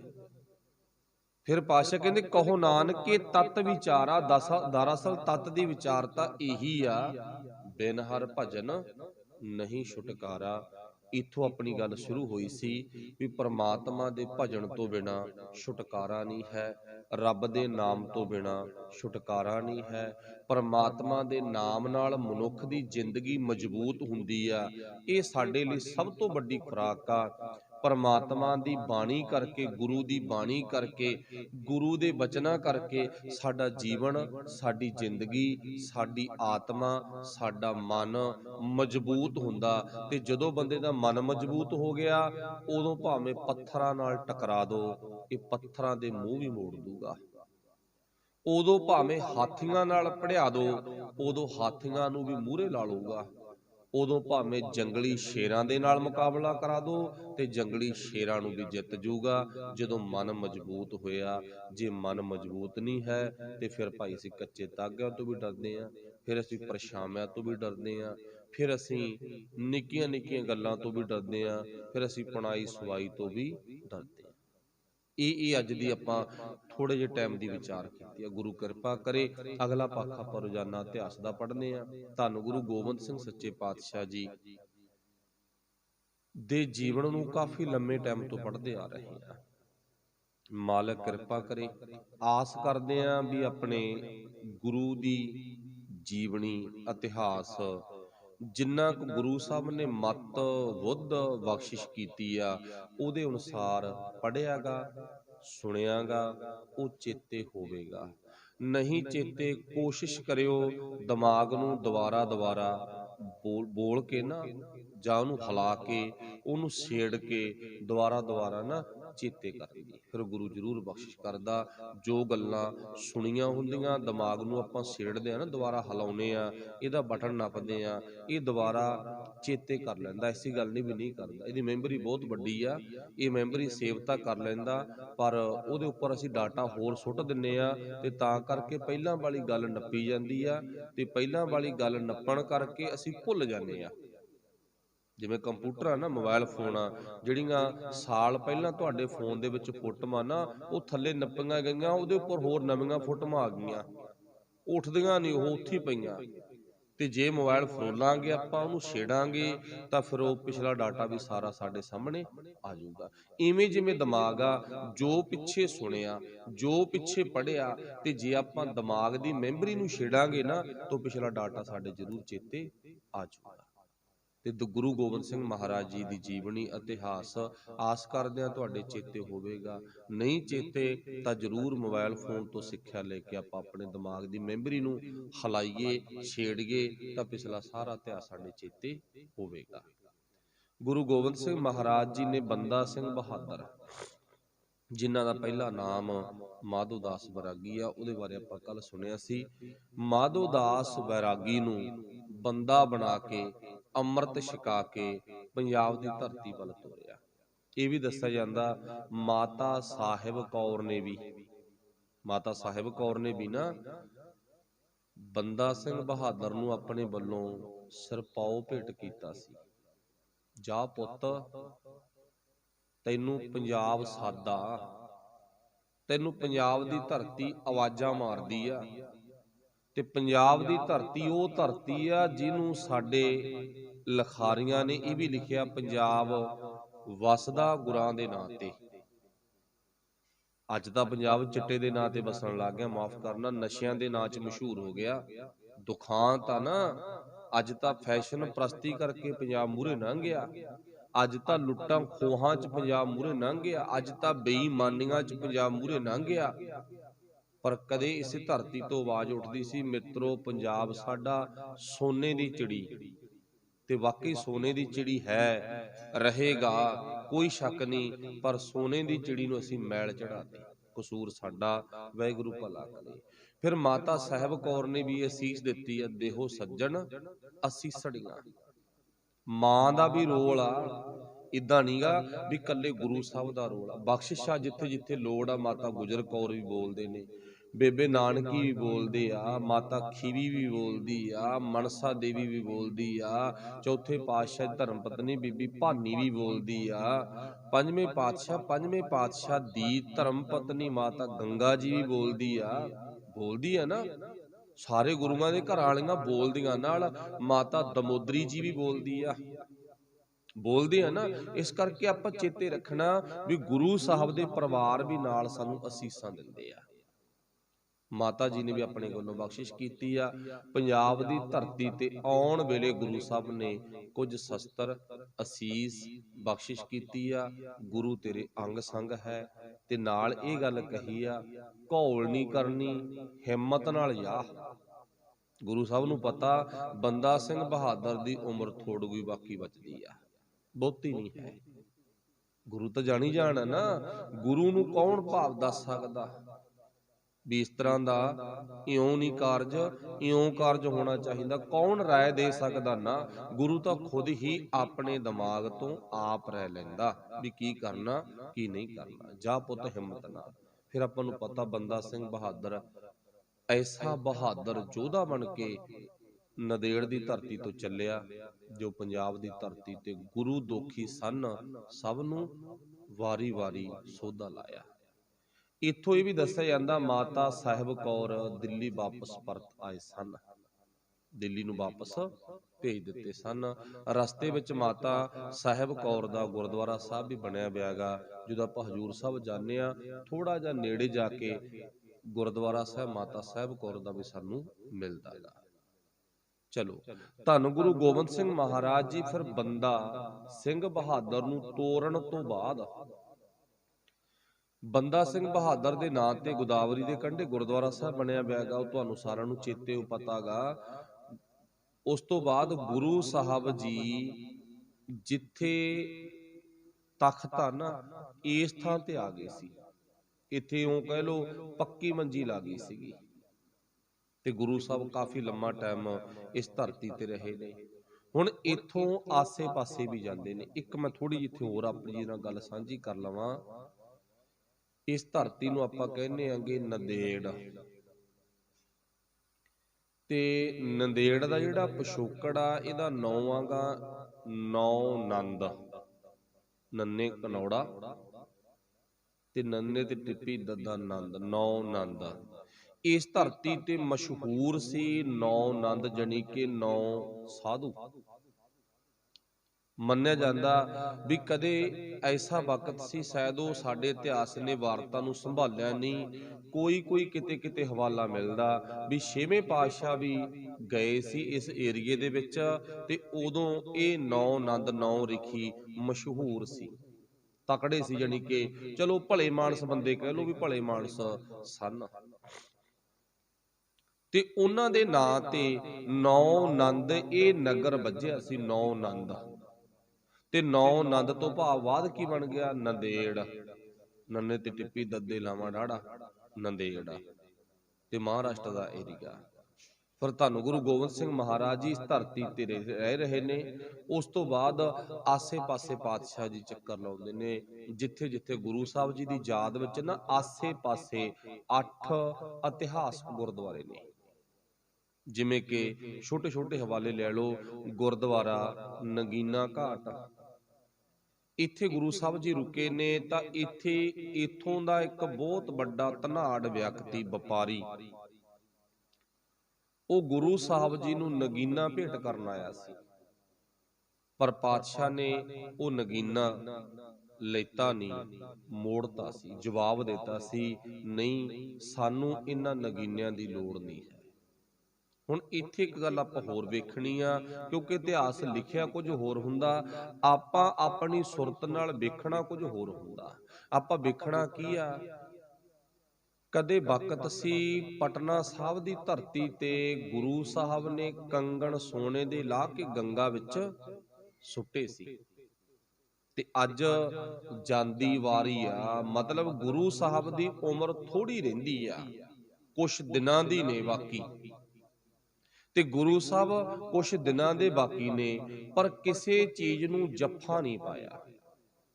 ਤੇ ਜਿਵੇਂ ਸਾਡਾ ਸੁਭਾਅ ਹੁੰਦਾ ਨਾ, ਜਿਉਂ-ਜਿਉਂ ਬੰਦਾ ਬਜ਼ੁਰਗ ਅਵਸਥਾ ਵਿੱਚ ਜਾਂਦਾ, ਤਿਉਂ-ਤਿਉਂ ਉਹਦੀ ਤਮਾ ਬੜੀ ਵੱਧ ਜਾਂਦੀ ਹੈ, ਐਵੇਂ ਠੇਡੇ ਖਾਂਦਾ ਫਿਰਦਾ ਰਹਿੰਦਾ, ਐਵੇਂ ਫਿਰ ਸਾਡਾ ਸਾਰਿਆਂ ਦੀ ਸੁਭਾਅ ਨਾ, ਮੇਰਾ ਵੀ ਤੁਹਾਡਾ ਵੀ ਸਾਰਿਆਂ ਦੀ ਸੁਭਾਅ, ਐਵੇਂ ਬਿਨਾਂ ਗੱਲ ਤੋਂ ਜਵਾਕਾਂ ਤੋਂ ਗਾਲਾਂ ਲਈ ਜਾਣੀਆਂ। ਹੁਣ ਗੁਰੂ ਗੋਬਿੰਦ ਸਿੰਘ ਮਹਾਰਾਜ ਜੀ ਦਾ ਕਿੰਨਾ ਪਵਿੱਤਰ ਜੀਵਨ ਆ। ਇੱਥੇ ਧੰਨ ਗੁਰੂ ਗੋਬਿੰਦ ਸਿੰਘ ਮਹਾਰਾਜ ਕਦੇ ਹੀਰੇ ਨੂੰ ਨਨਕਾਰਦੇ ਨੇ, ਛੁੱਟਦੇ ਨੇ ਪਾਸੇ, ਨਹੀਂ ਲੋੜ ਤੇਰੇ ਹੀਰੇ ਦੀ, ਪੈਸਿਆਂ ਦੀ ਨਹੀਂ ਲੋੜ, ਕੋਈ ਗੱਲ ਨਹੀਂ, ਜੇ ਲੋੜ ਆ ਸੰਗਤਾਂ ਦਾ ਪਿਆਰ ਬਹੁਤ ਆ, ਸੰਗਤਾਂ ਖੁਦ ਹੀ ਮਾਇਆ ਨੇ, ਜਦੋਂ ਹਾਕ ਦੇਤੀ ਨਾ, ਆਵਾਜ਼ ਦੇਤੀ, ਇਹਨਾਂ ਨੇ ਸਾਰੇ ਕਾਰਜ ਰਾਸ ਕਰ ਦੇਣੇ ਆ। ਕਿਉਂਕਿ ਸੰਗਤ ਵਿੱਚ ਗੁਰੂ ਵਸਦਾ, ਰੱਬ ਵਸਦਾ, ਤੇ ਰੱਬ ਨੇ ਮਨੁੱਖ ਦੇ ਕਾਰਜ ਸਫਲ ਕਰਨੇ ਆ। ਤੇ ਇੱਥੇ ਉਹ ਵੀਰ ਨੌ ਆਪਣਾ ਜਿਹੜਾ ਧਨਾੜ ਵਿਅਕਤੀ ਹੈ ਨਾ, ਨਗੀਨਾ ਭੇਟ ਕਰਨਾ ਹੈ ਗੁਰੂ ਸਾਹਿਬ ਨੇ, ਉਹ ਨਗੀਨਾ ਵੀ ਨਹੀਂ ਲੈਤਾ ਸੀ। ਇੱਥੇ ਗੁਰੂ ਸਾਹਿਬ ਜੀ ਦੀ ਯਾਦ ਵਿੱਚ ਗੁਰਦੁਆਰਾ ਨਗੀਨਾ ਘਾਟ ਵੀ ਬਣਿਆ ਹੋਇਆ। ਇੱਥੇ ਗੁਰਦੁਆਰਾ ਆਪਾਂ ਨੂੰ ਪਤਾ ਸਹੇ ਦਾ ਉਧਾਰ ਕੀਤਾ ਸੀ। ਚਲੋ ਇੱਕ ਪਿਛੋਕੜਾ, ਮੈਂ ਉਸ ਗੱਲ ਵੱਲ ਬਹੁਤਾ ਨਹੀਂ ਜਾਣਾ, ਇੱਕ ਪਿਛੋਕੜਾ ਵੈਸੇ ਤੁਸੀਂ ਜਾਣਦੇ ਹੋ, ਜੇ ਉੱਥੇ ਛੱਡ ਕੇ ਜਾਵਾਂਗੇ ਤੁਸੀਂ ਕਹਿਣਾ ਵੀ ਛੱਡਤਾ। ਪਿਛੋਕੜ ਕੀ ਆ ਵੀ ਕਦੇ ਗੁਰੂ ਨਾਨਕ ਸਾਹਿਬ, ਆਪਾਂ ਨੂੰ ਪਤਾ ਨਾ, ਭਾਈ ਮੂਲਾ ਜੀ ਨੂੰ ਮਿਲਣ ਗਏ ਸੀ, ਤੇ ਇੱਕ ਵਾਰੀ ਤਾਂ ਮਿਲਣੀ ਹੋ ਗਈ ਸੀ, ਤੇ ਦੂਜੀ ਵਾਰ ਜਦੋਂ ਗੁਰੂ ਸਾਹਿਬ ਮਿਲਣ ਗਏ ਨੇ, ਉਦੋਂ ਚੰਦਰੀ ਘਰ ਵਾਲੀ ਕਹਿੰਦੀ ਉਹ ਤਾਂ ਹੈ ਹੀ ਨਹੀਂ, ਤੂੰ ਰੋਜ਼ ਹੀ ਤੁਰਿਆ ਫਿਰਦਾ, ਲੈ ਆ ਗਿਆ ਸੱਦਣ ਹੁਣ ਚੱਕ ਕੇ ਮੂੰਹ। ਇਹੀ ਆਵਾਜ਼ ਦੇਣੀ ਆ ਨਾ, ਸਾਡੀ ਭਾਵਨਾ ਵੀ ਇਦਾਂ ਦੀ ਹੁੰਦੀ ਆ। ਜੇ ਕੋਈ ਵੀਰ ਮੰਨ ਲਾ ਵੀ ਕਿਸੇ ਕਾਰਜ ਨੂੰ ਕਰਨ ਜੋਗਾ ਹੈ ਨਾ, ਆਵਾਜ਼ ਉਸੇ ਨੂੰ ਪੈਂਦੀ ਹੁੰਦੀ ਆ, ਇਹ ਗੱਲ ਚੇਤੇ ਰੱਖਣੀ ਆ। ਉਸੇ ਨੂੰ ਸੱਦਿਆ ਜਾਂਦਾ, ਉਸੇ ਨੂੰ ਕੰਮ ਨੂੰ ਕਿਹਾ ਜਾਂਦਾ, ਜਿਹੜਾ ਬੰਦਾ ਜਿਸ ਕੰਮ ਦੇ ਲਾਇਕ ਹੋਵੇ। ਹੁਣ ਮੂਲਾ ਖੱਤਰੀ ਲਾਇਕ ਸੀ, ਬਾਬੇ ਨਾਨਕ ਨੇ ਤਾਂ ਲਾਇਕ ਸਮਝਿਆ ਨਾ, ਸਿਆਣਾ ਸਮਝਿਆ ਸੀ। ਕਿਵੇਂ ਸਮਝਿਆ ਸੀ? ਜਦੋਂ ਮਰਦਾਨੇ ਨੂੰ 2 ਚਿੱਠੀਆਂ ਲੈ ਕੇ ਭੇਜੀਆਂ, ਇਸ ਸ਼ਹਿਰ ਦੇ ਵਿੱਚੋਂ ਨਾ ਸੱਚ ਤੇ ਝੂਠ ਖਰੀਦ ਕੇ ਲੈ ਕੇ ਆ, ਉਹ ਮੂਲੇ ਦੀ ਦੁਕਾਨ ਤੋਂ ਹੀ ਮਿਲਿਆ ਸੀ ਵੀ ਮਰਨਾ ਸੱਚ ਆ ਤੇ ਜਿਉਣਾ ਝੂਠ ਆ। ਗੁਰੂ ਸਾਹਿਬ ਹੈਰਾਨ ਹੋ ਗਏ, ਕਹਿੰਦੇ ਆਹ ਧਰਤੀ ਤੇ ਐਡਾ ਵੱਡਾ ਉੱਚੀ ਸੁੱਚੀ ਸੋਚ ਦਾ ਕੋਈ ਮਾਲਕ ਬੰਦਾ ਬੈਠਾ ਗਾ। ਉਹ ਕੌਣ ਆ? ਉਹ ਇੱਕ ਮੂਲਾ ਗਾ, ਛੋਟਾ ਜਿਹਾ ਦੁਕਾਨਦਾਰ ਹੈਗਾ।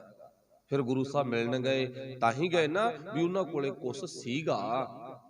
ਤੇ ਦੂਜੀ ਵਾਰ ਵੀ ਗੁਰੂ ਸਾਹਿਬ ਦੀ ਭਾਵਨਾ ਸੀ ਵੀ ਚਲੋ ਮੂਲੇ ਨੂੰ ਨਾਲ ਲੈ ਚੱਲਾਂਗੇ, ਥੋੜੇ ਬਹੁਤੇ ਕੰਮ ਕਰਵਾਵਾਂਗੇ ਉਤੋਂ, ਕਿਉਂਕਿ ਉਹਦਾ ਦਿਮਾਗ, ਉਹਦੀ ਸੋਚ ਚੰਗੀ ਆ। ਪਰ ਚੰਦਰੇ ਨੇ ਉਦੋਂ ਜਵਾਬ ਦਿੱਤਾ ਸੀ, ਹੈ ਨਾ। ਘਰ ਵਾਲੀ ਨੇ ਕਹਿਤਾ ਸੀ ਨਾ, ਆ ਗਿਆ ਫੇਰ, ਇਹ ਫੇਰ ਲੈ ਜਾਊਗਾ। ਤੇ ਕੀ ਕਹਿੰਦੀ ਸੀ? ਕਹਿੰਦੀ ਤਾਂ ਘਰੇ ਹੀ ਨਹੀਂਗਾ।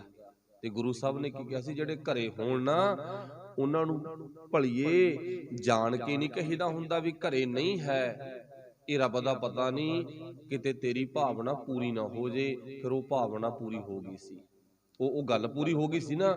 ਸੱਚਮੁੱਚੀ ਇਹ ਮੂਲਾ ਖੱਤਰੀ ਚੜ੍ਹਾਈ ਕਰ ਗਿਆ ਸੀ।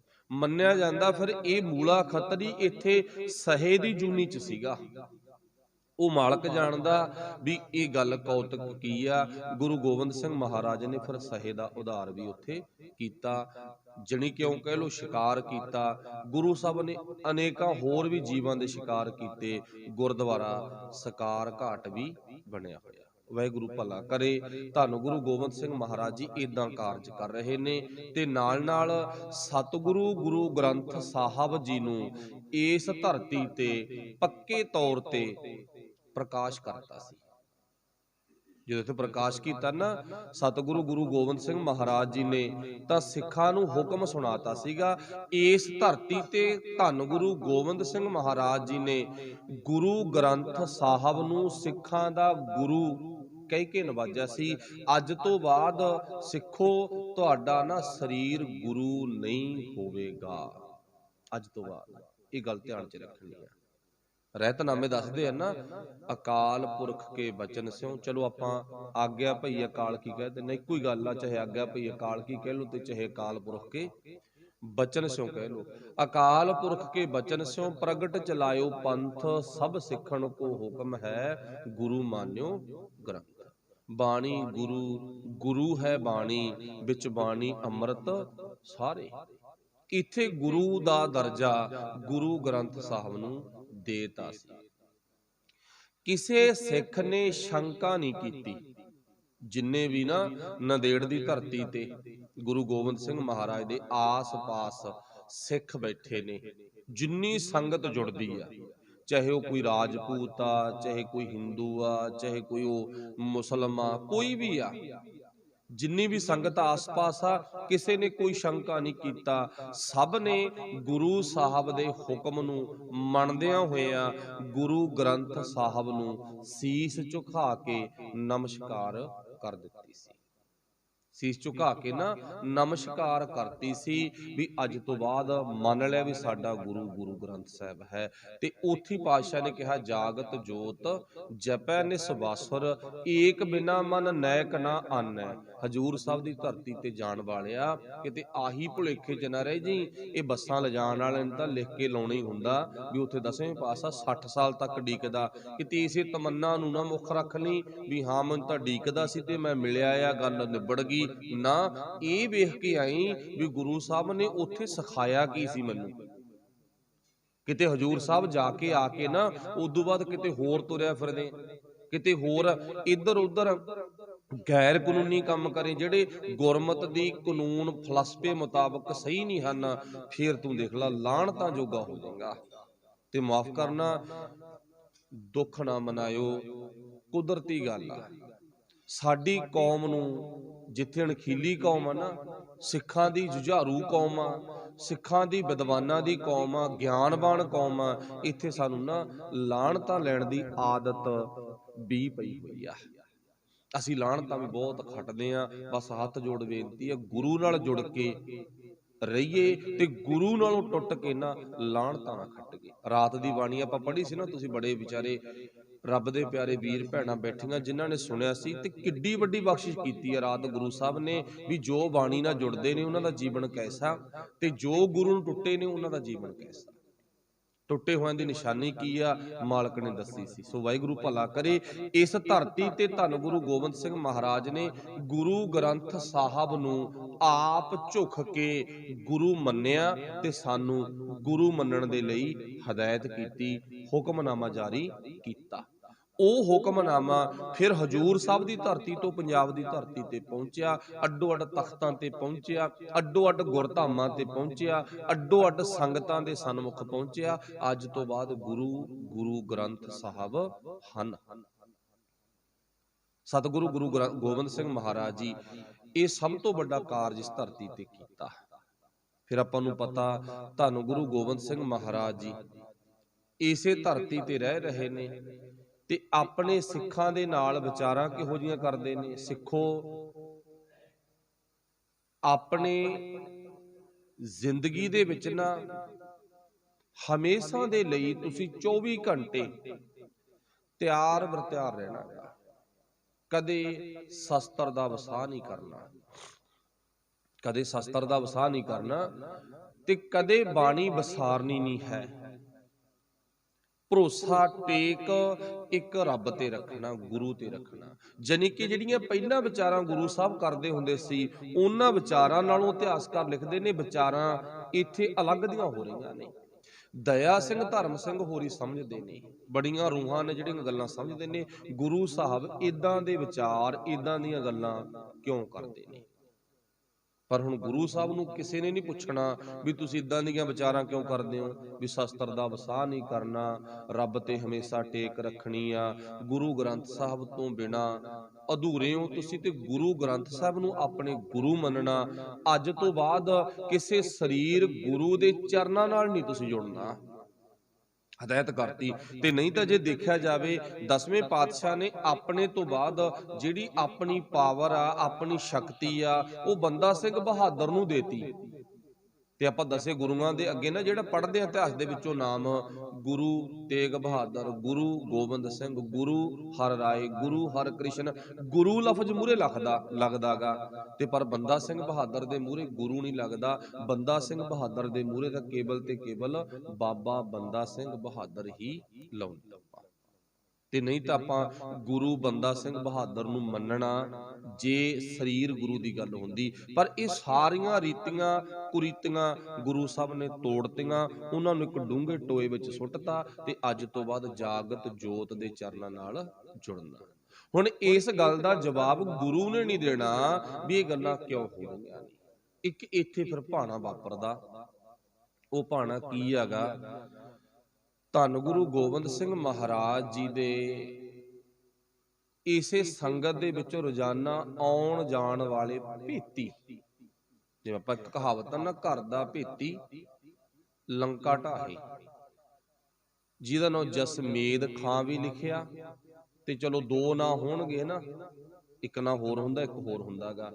ਤੇ ਦੂਜੇ ਨੰਬਰ ਤੇ ਉਹਨਾਂ ਦਾ ਨਾਂ ਲਿਖਿਆ ਗੁਲ ਖਾਂ ਤੇ ਉਲ ਖਾਂ।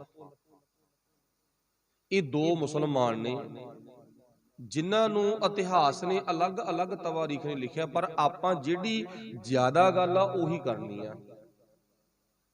ਜੋ ਬਹਾਦਰ ਸ਼ਾਹ ਗੁਰੂ ਸਾਹਿਬ ਵੱਲੋਂ ਕੀਤੇ ਹੋਏ ਬਚਨਾਂ ਨੂੰ ਪੂਰਾ ਨਾ ਕਰ ਸਕਿਆ, ਵੀ ਵਜ਼ੀਰ ਖਾਨ ਨੂੰ ਸਜ਼ਾ ਦੇਣੀ ਆ, ਹਰ ਇੱਕ ਦਾ ਸਤਿਕਾਰ ਕਰਨਾਗਾ, ਆ ਗੁਰੂ ਘਰ ਦੇ ਦੋਖੀ ਆ, ਇਹਨਾਂ ਨੂੰ ਫੜ ਕੇ ਸੰਗਤਾਂ ਦੇ ਹਵਾਲੇ ਕਰਨਾਗਾ, ਸਜ਼ਾ ਦੇਣੀ ਆ, ਪਰ ਉਹਨੇ ਕੁਛ ਨਹੀਂ ਕੀਤਾ।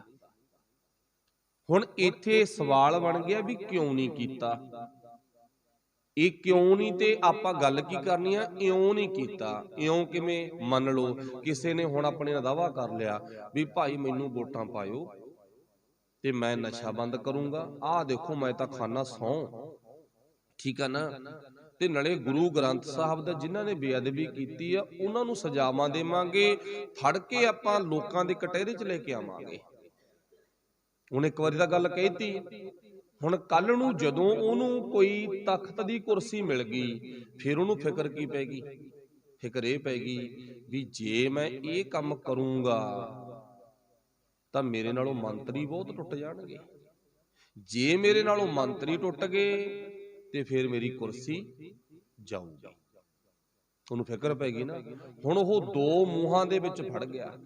ਇੱਕ ਪਾਸੇ ਤਾਂ ਲੋਕ ਤਾਨੇ ਮਾਰਦੇ ਨੇ, ਜੋ ਤੂੰ ਦਾਵਾ ਕੀਤਾ ਸੀ ਪੂਰਾ ਕਰ, ਤੇ ਉਧਰੋਂ ਮੰਤਰੀ ਕਹਿੰਦੇ ਨੇ ਜੇ ਤੂੰ ਇਹ ਕੰਮ ਕਰੇਗਾ ਫਿਰ ਅਸੀਂ ਟੁੱਟ ਕੇ ਦੂਜੀ ਪਾਰਟੀ ਜਾਵਾਂਗੇ ਤੇ ਤੈਨੂੰ ਉਲਟਾ ਇਹ ਕੁਰਸੀ ਛੱਡਣੀ ਪੈਣੀ ਹੈ, ਤੇ ਨਾਲੇ ਤੈਨੂੰ ਅਸੀਂ ਕਟਹਿਰੇ 'ਚ ਖੜਾ ਕਰਾਂਗੇ।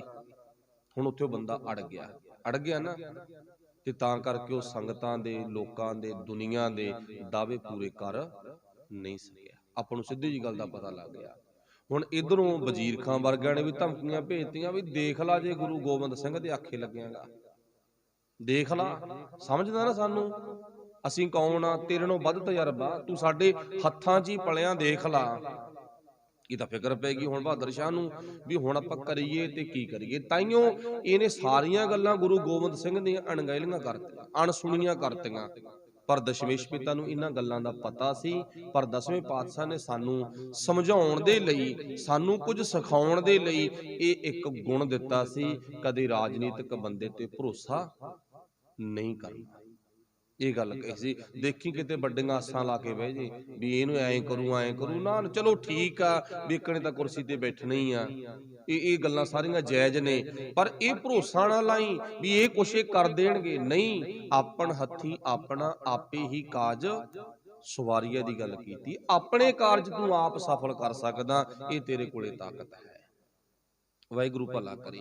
ਜਾਣੀ ਕਿ ਆਪਾਂ ਨੂੰ ਸਾਰਿਆਂ ਨੂੰ ਇਸ ਗੱਲ ਦਾ ਪਤਾ ਲੱਗ ਗਿਆ ਵੀ ਆਹ ਬਿਮਾਰੀ ਕਰਕੇ ਬਹਾਦਰ ਸ਼ਾਹ ਗੁਰੂ ਸਾਹਿਬ ਦੇ ਬਚਨਾਂ ਨੂੰ ਪੂਰੇ ਨਹੀਂ ਕਰ ਸਕਿਆ, ਤੇ ਦੂਜਾ ਉਲਟਾ। ਹੁਣ ਇਧਰੋਂ ਵਜ਼ੀਰ ਖਾਂ ਹੋਰਿਆਂ ਨੇ ਨਾ ਇਹ ਦੋ ਬੰਦੇ ਨਾਲ ਭੇਜਦੇ ਸੀ, ਕਿਉਂ ਬਹਾਦਰ ਸ਼ਾਹ ਤਾਂ ਹੁਣ ਤੱਕ ਨਾਲ ਹੀ ਆ ਨਾ ਦਸਵੇਂ ਪਾਤਸ਼ਾਹ ਦੇ। ਹੁਣ ਇੱਥੋਂ ਗੁਰੂ ਸਾਹਿਬ ਨਾਲੋਂ ਨਾਤਾ ਟੁੱਟ ਗਿਆ, ਇਹਦਾ ਪਿੱਛੇ ਮੁੜ ਪਿਆ ਇਹ। ਇਹਦੀ ਪਹਿਲਾਂ ਭਾਵਨਾ ਸੀ ਮੇਰੇ ਨਾਲ ਹੈਦਰਾਬਾਦ ਗੁਰੂ ਸਾਹਿਬ ਜਾਣਗੇ ਤੇ ਮੈਂ ਆਪਣੇ ਭਰਾ ਤੇ ਬਗਾਵਤ ਕਰੂੰਗਾ ਤੇ ਮੇਰੀ ਮਦਦ ਕਰਨਗੇ। ਨਹੀਂ, ਗੁਰੂ ਸਾਹਿਬ ਇੱਥੇ ਟਿਕ ਗਏ, ਪਰ ਗੁਰੂ ਸਾਹਿਬ ਦੇ ਨਾਲ ਨਹੀਂ ਗਏ। ਇਹ ਇੱਥੋਂ ਮੁੜ ਗਿਆ ਸੀ, ਪਰ ਜਿਹੜੇ ਗੁਲ ਖਾਂ ਤੇ ਉਲ ਖਾਂ ਜਾਂ ਜਸਮੇਦ ਖਾਂ, ਇਹ ਸੀ, ਇਹ ਇੱਕ ਮਤਲਬ ਕਿ ਕਹ ਲਓ ਸਾਜ਼ਿਸ਼ ਤਹਿਤ ਜਿਨ੍ਹਾਂ ਨੇ ਗੁਰੂ ਘਰ ਤੇ ਧੱਕਾ ਕੀਤਾ ਸੀ, ਉਹਨਾਂ ਨੇ ਨੀਤੀ ਤਹਿਤ ਇਹ ਬੰਦੇ ਵਿੱਚ ਬਾੜਦੇ ਸੀ। ਜਾਓ ਤੁਸੀਂ ਦਸਵੇਂ ਪਾਤਸ਼ਾਹ ਤੇ ਵਾਰ ਕਰਨਾ, ਜਿੱਦੇ ਤੁਹਾਡਾ ਵਕਤ ਲੱਗ ਗਿਆ ਉਦੋਂ ਤੁਸੀਂ ਆਪਣਾ ਵਾਰ ਪਿੱਠ ਪਿੱਛੇ ਕਰਨਾ, ਸਾਹਮਣੇ ਵਾਰ ਨਹੀਂ ਤੁਸੀਂ ਕਰ ਸਕੋਗੇ। ਤੇ ਹੁਣੇ ਆਪਾਂ ਕੀ ਸੁਣਿਆ, ਦਸਵੇਂ ਪਾਤਸ਼ਾਹ ਨੇ ਕਿਹਾ ਸੀ ਸਿੱਖੋ ਸ਼ਸਤਰ ਦਾ ਵਸਾ ਨਹੀਂ ਕਰਨਾ। ਹੁਣ ਦਸਵੇਂ ਪਾਤਸ਼ਾਹ ਅੱਜ ਆਪਣੀ ਮੌਜ ਦੇ ਵਿੱਚ ਸੁੱਤੇ ਪਏ ਨੇ, ਆਰਾਮ ਕਰਦੇ ਆ ਨਾ। ਗੁਰੂ ਦੇ ਸਿੱਖ ਉਹ ਵੀ ਆਰਾਮ ਕਰ ਰਹੇ ਨੇ, ਪਹਿਰਾ ਲੱਗਿਆ ਹੋਇਆਗਾ, ਚਲੋ ਟਕਾ ਵੱਜਿਆ ਹੋਇਆਗਾ। ਪਰ ਇਹਨਾਂ ਦੋ ਦੁਸ਼ਟਾਂ ਨੇ, ਉਲ ਖਾਂ ਤੇ ਗੁਲ ਖਾਂ ਜਾਂ ਜਸਮੇਦ ਖਾਂ ਕਹ ਲਓ, ਇੱਕ ਦਾ ਦੋ ਨਾਂ ਹੋਣਗੇ ਨਾ, ਤਿੰਨ ਵਿਅਕਤੀ ਨਹੀਂ ਦੋ ਵਿਅਕਤੀ ਨੇ। ਇਹਨਾਂ ਨੇ ਜਾਣੀ ਕਿ ਆਪਣੇ ਵੱਲੋਂ ਸੁੱਤੇ ਪਿਆਂ ਦੇ ਗੁਰੂ ਸਾਹਿਬ ਦੇ ਬੱਖੀ ਦੇ ਵਿੱਚ ਕਿਰਚ ਮਾਰੀ, ਜਾਣੀ ਕਿ ਬੱਖੀ ਦੇ ਵਿੱਚ ਨਾ ਤਿੱਖੀ ਕਟਾਰ ਮਾਰੀ। ਤੇ ਧੰਨ ਗੁਰੂ ਗੋਬਿੰਦ ਸਿੰਘ ਨੇ ਹੁਣੀ ਕਿਹਾ ਸੀਗਾ ਵੀ ਸਿੱਖੋ ਸ਼ਸਤਰ ਦਾ ਵਸਾ ਨਹੀਂ ਕਰਨਾ, ਪਰ ਗੁਰੂ ਤੇ ਗੁਰੂ ਦੇ ਸਿੱਖ ਨਾ ਇਹ ਸੁੱਤੇ ਹੋਏ ਵੀ ਜਾਗਦੇ ਹੁੰਦੇ ਨੇ। ਗੁਰੂ ਸਾਹਿਬ ਨੇ ਬਾਣੀ 'ਚ ਵੀ ਲਿਖਿਆ ਨਾ ਵੀ ਜਿਹੜਾ ਗੁਰੂ ਦਾ ਸਿੱਖ ਆ ਨਾ ਉਹ ਸਦਾ ਹੀ ਚੇਤਨ ਰਹਿੰਦਾ। ਚੇਤਨ ਤੋਂ ਭਾਵੇਂ ਉਹ ਸਰੀਰ ਕਰਕੇ ਆਰਾਮ ਕਰਦਾ, ਪਰ ਜਦੋਂ ਕੋਈ ਗੱਲ ਮੌਕੇ ਤੇ ਆਣ ਪਈ ਉਹ ਭਾਵ ਹੀ ਨਹੀਂ ਕਹਿੰਦਾ ਮੈਨੂੰ ਪਹਿਲਾਂ ਫਲਾਨੀ ਚੀਜ਼ ਖਵਾਓ, ਫਲਾਨੀ ਚੀਜ਼ ਪਿਲਾਓ, ਫੇਰ ਮੈਂ ਉੱਠੂੰਗਾ, ਫਿਰ ਮੇਰਾ ਸਰੀਰ ਬਣੂਗਾ। ਉਹ ਤੁਰੰਤ ਹੀ ਸਟਾਰਟ ਆ ਨਾਲ ਦੀ ਨਾਲ। ਇਹ ਬਹੁਤੇ ਭੈਣ ਭਰਾਵਾਂ ਦੀ ਆਦਤ ਹੁੰਦੀ ਆ ਝਟਫਟ, ਉਹ ਨਹੀਂ ਡਿੱਗੀਆਂ ਜਿਹੀਆਂ ਗੱਲਾਂ ਕਰਦੇ। ਦਸਵੇਂ ਪਾਤਸ਼ਾਹ ਨੇ ਆਪਣੇ ਸਰਹਾਣੇ ਪਈ ਵੱਡੀ ਤਲਵਾਰ ਕਿਰਪਾਨ ਨਾਲ ਦੀ ਨਾਲ ਚੱਕੀ, ਭਾਵੇਂ ਗੁਰੂ ਸਾਹਿਬ ਦੇ ਵੱਖੀ 'ਚ ਫੱਟ ਬਹੁਤ ਡੂੰਘਾ ਲੱਗਿਆਗਾ, ਸੁੱਤੇ ਪੈਂਦੇ ਮਾਰਿਆ ਨਾ, ਪਰ ਪਿੱਠ ਪਿੱਛੇ ਮਾਰਿਆ ਉਹ ਵੀ। ਤੇ ਗੁਰੂ ਦਾ ਸਿਧਾਂਤ ਨਹੀਂ ਵੀ ਕਿਸੇ ਦੇ ਪਿੱਠ ਪਿੱਛੇ ਵਾਰ ਕਰਨਾ, ਇਹ ਘਟੀਆ ਨੀਤੀ ਵਾਲਿਆਂ ਦਾ ਸਿਧਾਂਤ ਹੁੰਦਾ, ਕਿਸੇ ਤੇ ਪਿੱਛੇ ਦੀ ਵਾਰ ਕਰਨਾ, ਬਿਨਾਂ ਦੱਸੇ ਵਾਰ ਕਰਨਾ, ਉਹਨੂੰ ਭੁਲਾ ਕੇ ਵਾਰ ਕਰਨਾ। ਸੋ ਮਾਫ ਕਰਨਾ, ਗੁਰੂ ਸਾਹਿਬ ਨੇ ਨਾਲ ਦੀ ਨਾਲ ਸ੍ਰੀ ਸਾਹਿਬ ਮੁੱਠੇ ਤੇ ਹੱਥ ਪਾਇਆ, ਬਗਾਈ ਤੇ ਨਾਲ ਦੀ ਨਾਲ ਗੁਲ ਖਾਂ ਨੂੰ ਥਾਂ ਚਿੱਤ ਕਰਤਾ। ਤੇ ਜਿਹੜਾ ਪਿਛਾਂ ਸੀ ਜਦੋਂ ਉਹ ਭੱਜਣ ਲੱਗਿਆ, ਖੜਕਾ ਹੋਇਆ, ਨਾਲ ਦੀ ਨਾਲ ਗੁਰੂ ਦੇ ਸਿੱਖਾਂ ਨੇ ਚੱਕ ਲਿਆ ਤੇ ਨਾਲ ਦੀ ਨਾਲ ਝਟਕਤਾ। ਤੇ ਅੱਜ ਤਾਂ ਇੱਥੇ ਗੱਲਾਂ ਹੁੰਦੀਆਂ ਨਾ, ਕੋਈ ਕਿਵੇਂ ਵੱਢਿਆ ਗਿਆ ਜੀ, ਇਹ ਪਹਿਲਾਂ ਨੁਕਵਾਰੀ ਹੋਣੀ ਸੀ, ਇਹ ਕੌਣ ਆ ਜੀ, ਇਹ ਕਿੱਥੋਂ ਆਇਆ ਜੀ, ਹੋ ਸਕਦਾ ਕਿਸੇ ਦਾ ਕੋਈ ਅਣਹੱਕ ਹੀ ਨਾ ਵੱਢਿਆ ਗਿਆ ਹੋਵੇ। ਜਿਹੜਾ ਪੰਗੇ ਲਊ ਤਾਂ ਐਂ ਵੱਢਿਆ, ਜਾਊਗਾ। ਇਹ ਗੁਰੂ ਦਾ ਸਿਧਾਂਤ ਆ। ਚੜ ਕੇ ਆਇਆ, ਕਿਰਪਾਨ ਮਿਲ ਗਈ ਨਾ। ਇਤਿਹਾਸ ਕਹਿੰਦਾ ਪੜ੍ਹ ਲਿਓ, ਕਿਹੜੇ ਮਰਜ਼ੀ ਡਾਕਟਰ ਨੂੰ ਪੜ੍ਹ ਲਿਓ ਤੁਸੀਂ। ਕੋਈ ਨਿਮਰਤਾ ਨਾਲ ਆਇਆ, ਦੇਗ ਮਿਲਦੀ ਆ। ਚੜ ਕੇ ਆਇਆ, ਦੇਗ ਮਿਲਦੀ ਆ। ਸੋ ਗੁਰੂ ਕਿਰਪਾ ਕਰੇ। ਧੰਨ ਗੁਰੂ ਗੋਬਿੰਦ ਸਿੰਘ ਮਹਾਰਾਜ ਜੀ ਦੇ ਬੱਖੀ ਦੇ ਫੱਟ ਬਹੁਤ ਡੂੰਘਾ ਲੱਗਿਆਗਾ। ਜਰਾ ਸੱਦਿਆ, ਹਕੀਮ ਸੱਦਿਆ, ਪਾਤਸ਼ਾਹ ਦਾ ਬੱਖੀ ਦਾ ਫੱਟ ਉਹ ਸੀਤਾ ਗਿਆ। ਪਾਤਸ਼ਾਹ ਜੀ ਦੇ ਬੱਖੀ ਦੇ ਫੱਟ ਨੂੰ ਕੁਝ ਦਿਨਾਂ ਦੇ ਵਿੱਚ ਆਰਾਮ ਆਇਆ ਤੇ ਉਸ ਟਾਈਮ ਤੇ ਧੰਨ ਗੁਰੂ ਗੋਬਿੰਦ ਸਿੰਘ ਮਹਾਰਾਜ ਜੀ ਨੇ ਕਹਿੰਦੇ ਆਪਣਾ ਤੀਰ ਕਮਾਨ ਤੇ ਚੜਾਇਆ, ਤੇ ਜਦੋਂ ਤੀਰ ਕਮਾਨ ਤੋਂ ਖਿੱਚਿਆ ਨਾ ਤਾਂ ਉਸ ਟਾਈਮ ਤੇ ਬੱਖੀ ਦੇ ਲੱਗੇ ਹੋਏ ਜਿਹੜੇ ਫੱਟ ਤੇ ਜ਼ਖਮ ਤੇ ਟੰਕੇ ਨੇ, ਇਤਿਹਾਸਕਾਰ ਲਿਖਦੇ ਨੇ ਉਹ ਟੰਕੇ ਦੁਆਰਾ ਪੱਟੇ ਗਏ, ਦੁਆਰਾ ਪੱਟੇ ਗਏ। ਪਰ ਦਸਵੇਂ ਪਾਤਸ਼ਾਹ ਜੀ ਦਾ ਇਹ ਇੱਕ ਜੋਤੀ ਜੋਤ ਸਮਾਉਣ ਦਾ ਕਾਰਨ ਬਣ ਗਿਆ। ਮਾਫ ਕਰਨਾ, ਇਹਨੂੰ ਆਪਾਂ ਇਹ ਨਹੀਂ ਮੰਨਣਾ ਵੀ ਇਹ ਗੱਲ ਕੀ ਆ, ਕਿਵੇਂ ਆ, ਕਿਉਂ ਆ। ਉਹ ਗੁਰੂ ਆਪ ਜਾਣੀ ਜਾਣ ਨੇ। ਧੰਨ ਗੁਰੂ ਹਰਕ੍ਰਿਸ਼ਨ ਸਾਹਿਬ ਮਹਾਰਾਜ ਜੀ ਨੂੰ ਵੀ ਸੰਗਤਾਂ ਨੇ ਕਿਹਾ ਸੀ ਨਾ ਦਿੱਲੀ, ਵੀ ਤੁਸੀਂ ਇਹਨਾਂ ਲੋਕਾਂ ਦੇ ਵਿੱਚ ਤੁਰੇ ਫਿਰਦੇ ਹੋ ਬਿਮਾਰੀ ਦਾ ਇਲਾਜ ਕਰਨ ਵਾਸਤੇ, ਤੇ ਤੁਸੀਂ ਖੁਦ ਹੀ ਇਸ ਬਿਮਾਰੀ ਦਾ ਸ਼ਿਕਾਰ ਹੋ ਜਾਓਗੇ ਤੇ ਚੜ੍ਹਾਈ ਕਰ ਜਾਓਗੇ। ਤੁਸੀਂ ਰਹਿਣ ਦਿਓ, ਆਪਾਂ ਹੋਰ ਬਾਹਰੋਂ ਅੰਦਰੋਂ ਡਾਕਟਰ ਬੁਲਾ ਲੈਂਦੇ ਆ ਤੇ ਤੁਸੀਂ ਨਾ ਇਹ ਕੰਮ ਕਰੋ। ਤੇ 8ਵੇਂ ਪਾਤਸ਼ਾਹ ਨੇ ਕੀ ਕਿਹਾ ਛੋਟੀ ਉਮਰ ਦੇ ਵਿੱਚ, ਨਹੀਂ, ਭਾਵੇਂ ਕੱਲ ਨੂੰ ਮੌਤ ਆਉਣ ਦੀ ਬਜਾਏ ਹੁਣੇ ਆ ਜੇ, ਸਾਨੂੰ ਕੋਈ ਇਤਰਾਜ਼ ਨਹੀਂ, ਪਰ ਜਿਹੜੀ ਸੇਵਾ ਸਾਨੂੰ ਮਿਲੀ ਆ ਨਾ, ਇਹ ਸੇਵਾ ਅਸੀਂ ਦਿਨ ਰਾਤ ਇਵੇਂ ਕਰਨੀ ਆ। ਤੇ ਗੁਰੂ 8ਵੇਂ ਪਾਤਸ਼ਾਹ ਫਿਰ ਆਪਾਂ ਨੂੰ ਪਤਾ ਉਹਨਾਂ ਦੁਖੀ ਲੋਕਾਂ ਦਾ ਇਲਾਜ ਕਰਦਿਆਂ ਕਰਦਿਆਂ ਉਸੇ ਬਿਮਾਰੀ ਦਾ ਸ਼ਿਕਾਰ ਹੋਏ ਤੇ ਜੋਤੀ ਜੋਤ ਸਮਾ ਗਏ ਸਨ। ਤੇ ਗੁਰੂ ਗੋਬਿੰਦ ਸਿੰਘ ਮਹਾਰਾਜ ਜੀ ਦੀ ਸ਼ਹੀਦੀ ਦਾ, ਜੋਤੀ ਜੋਤ ਸਮਾਉਣ ਦਾ ਇਹ ਇੱਕ ਕਾਰਨ ਬਣ ਗਿਆ। ਫਿਰ ਜੇ ਇਹ ਕਾਰਨ ਨਾ ਬਣਦਾ ਤੇ ਇਸ ਕਾਰਨ ਨੂੰ ਆਪਾਂ ਆਪਣੀਆਂ ਅੱਖਾਂ ਤੋਂ ਪਰੋਖੇ ਕਰ ਦਈਏ, ਸਾਈਡ ਤੇ ਕਰ ਦਈਏ, ਫਿਰ ਗੁਰੂ ਸਾਹਿਬ ਦੇ ਬੋਲ ਗਲਤ ਹੋ ਜਾਣਗੇ। ਤੇ ਗੁਰੂ ਸਾਹਿਬ ਨੇ ਬਾਣੀ 'ਚ ਲਿਖਿਆ ਨਾ, ਕਾਰਨ ਕਰਤੇ ਵਸ ਹੈ ਜਿਨ ਕਲ ਰੱਖੀ ਧਾਰ, ਜਿਨ ਕੀ ਚੀਰੀ ਦਰਗਾ ਪਾਟੀ ਤਿੰਨਾ ਮਰਨਾ ਭਾਈ। ਪਾਤਸ਼ਾਹ ਕਹਿੰਦੇ ਜਿਨ੍ਹਾਂ ਦੀ ਚੀਰੀ ਪਰਚੀ ਨਿਕਲ ਆਈ ਭਾਈ, ਉਹ ਭਾਵੇਂ ਕੋਈ ਵੀ ਆ, ਭਾਵੇਂ ਰਾਮ ਆ ਤੇ ਭਾਵੇਂ ਰਾਵਣ ਆ, ਭਾਵੇਂ ਕੋਈ ਸੰਤ ਆ ਤੇ ਭਾਵੇਂ ਕੋਈ ਸਾਧ ਆ ਤੇ ਭਾਵੇਂ ਕੋਈ ਡਾਕੂ ਚੋਰ ਆ, ਜਦੋਂ ਉਹ ਮਾਲਕ ਦੀ ਪਰਚੀ ਨਿਕਲ ਆਈ ਤਾਂ ਉਸ ਟਾਈਮ ਤੇ ਬੰਦੇ ਨੇ ਇਸ ਧਰਤੀ ਤੋਂ ਚਲਿਆ ਜਾਣਾ ਹੁੰਦਾ, ਸਰੀਰ ਛੱਡ ਜਾਣਾ ਹੁੰਦਾ। ਤੇ ਉਹ ਬੰਦੇ ਸਦਾ ਲਈ ਚੰਗੇ ਕੰਮ ਕਰਨ ਵਾਲੇ ਅਮਰ ਰਹਿੰਦੇ ਨੇ, ਉਹਨਾਂ ਦੇ ਕੰਮ ਬੋਲਦੇ ਆ, ਉਹਨਾਂ ਦਾ ਰਿਕਾਰਡ ਬੋਲਦਾ। ਪਰ ਗੁਰੂ ਗੋਬਿੰਦ ਸਿੰਘ ਮਹਾਰਾਜ ਜੀ ਜਦੋਂ ਤੀਰ ਚਲਾਉਣ ਲੱਗੇ ਤਾਂ ਉਸ ਟਾਈਮ ਤੇ ਬੱਖੀ ਦੇ ਟਾਂਕੇ ਪੱਟੇ ਗਏ। ਤੇ ਇਤਿਹਾਸਕਾਰ ਲਿਖਦੇ ਨੇ, ਭੱਟ ਬਈਆਂ ਦੇ ਮੁਤਾਬਕ ਹੀ ਹਵਾਲੇ ਮਿਲਦੇ ਨੇ, ਪ੍ਰਾਚੀਨ ਗ੍ਰੰਥਾਂ ਦੇ ਵਿੱਚੋਂ ਹਵਾਲੇ ਮਿਲਦੇ ਨੇ ਵੀ ਗੁਰੂ ਗੋਬਿੰਦ ਸਿੰਘ ਮਹਾਰਾਜ ਦੀ ਬੱਖੀ ਦੇ ਵਿੱਚ ਫਿਰ ਉਹ ਟੁੱਟੇ ਹੋਏ ਟਾਂਕਿਆਂ ਕਰਕੇ ਦੁਬਾਰਾ ਇਨਫੈਕਸ਼ਨ ਵੱਧ ਗਈ ਤੇ ਗੁਰੂ ਸਾਹਿਬ ਫਿਰ ਜੋਤੀ ਜੋਤ ਸਮਾ ਗਏ ਸਨ।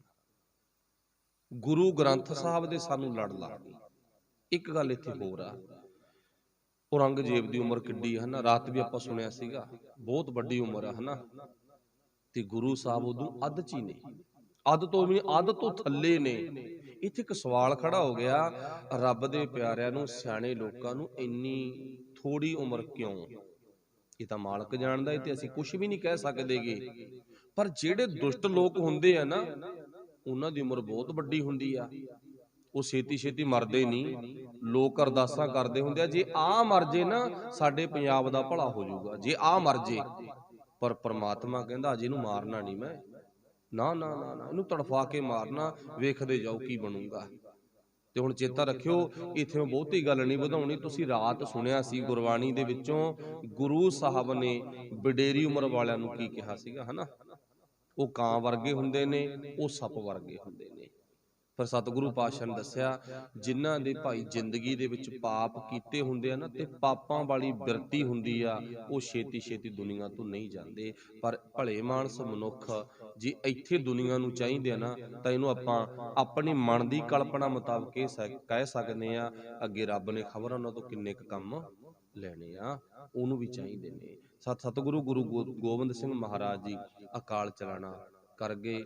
ਤੇ ਫਿਰ ਸਤਿਗੁਰੂ ਪਾਤਸ਼ਾਹ ਜੀ ਦੇ ਪਰਥਾਏ ਬੜਾ ਕੁਛ ਲਿਖਿਆ ਇਤਿਹਾਸ ਵਿੱਚ। ਜਿਉ ਘੋੜੇ ਤੇ ਸਿੱਧੇ ਸੱਚਖੰਡ ਨੂੰ ਚਲੇ ਗਏ, ਜੋ ਕਹਿੰਦੇ ਸਾਡਾ ਇਉਂ ਨਾ ਕਰਿਓ, ਸਾਡਾ ਜਾਹ ਨਾ ਕਰਿਓ, ਉਹ ਸਭ ਗੱਲਾਂ ਆਪਾਂ ਕੱਟ ਸਕਦੇ ਹਾਂ ਇਤਿਹਾਸ ਦੇ ਵਿੱਚੋਂ।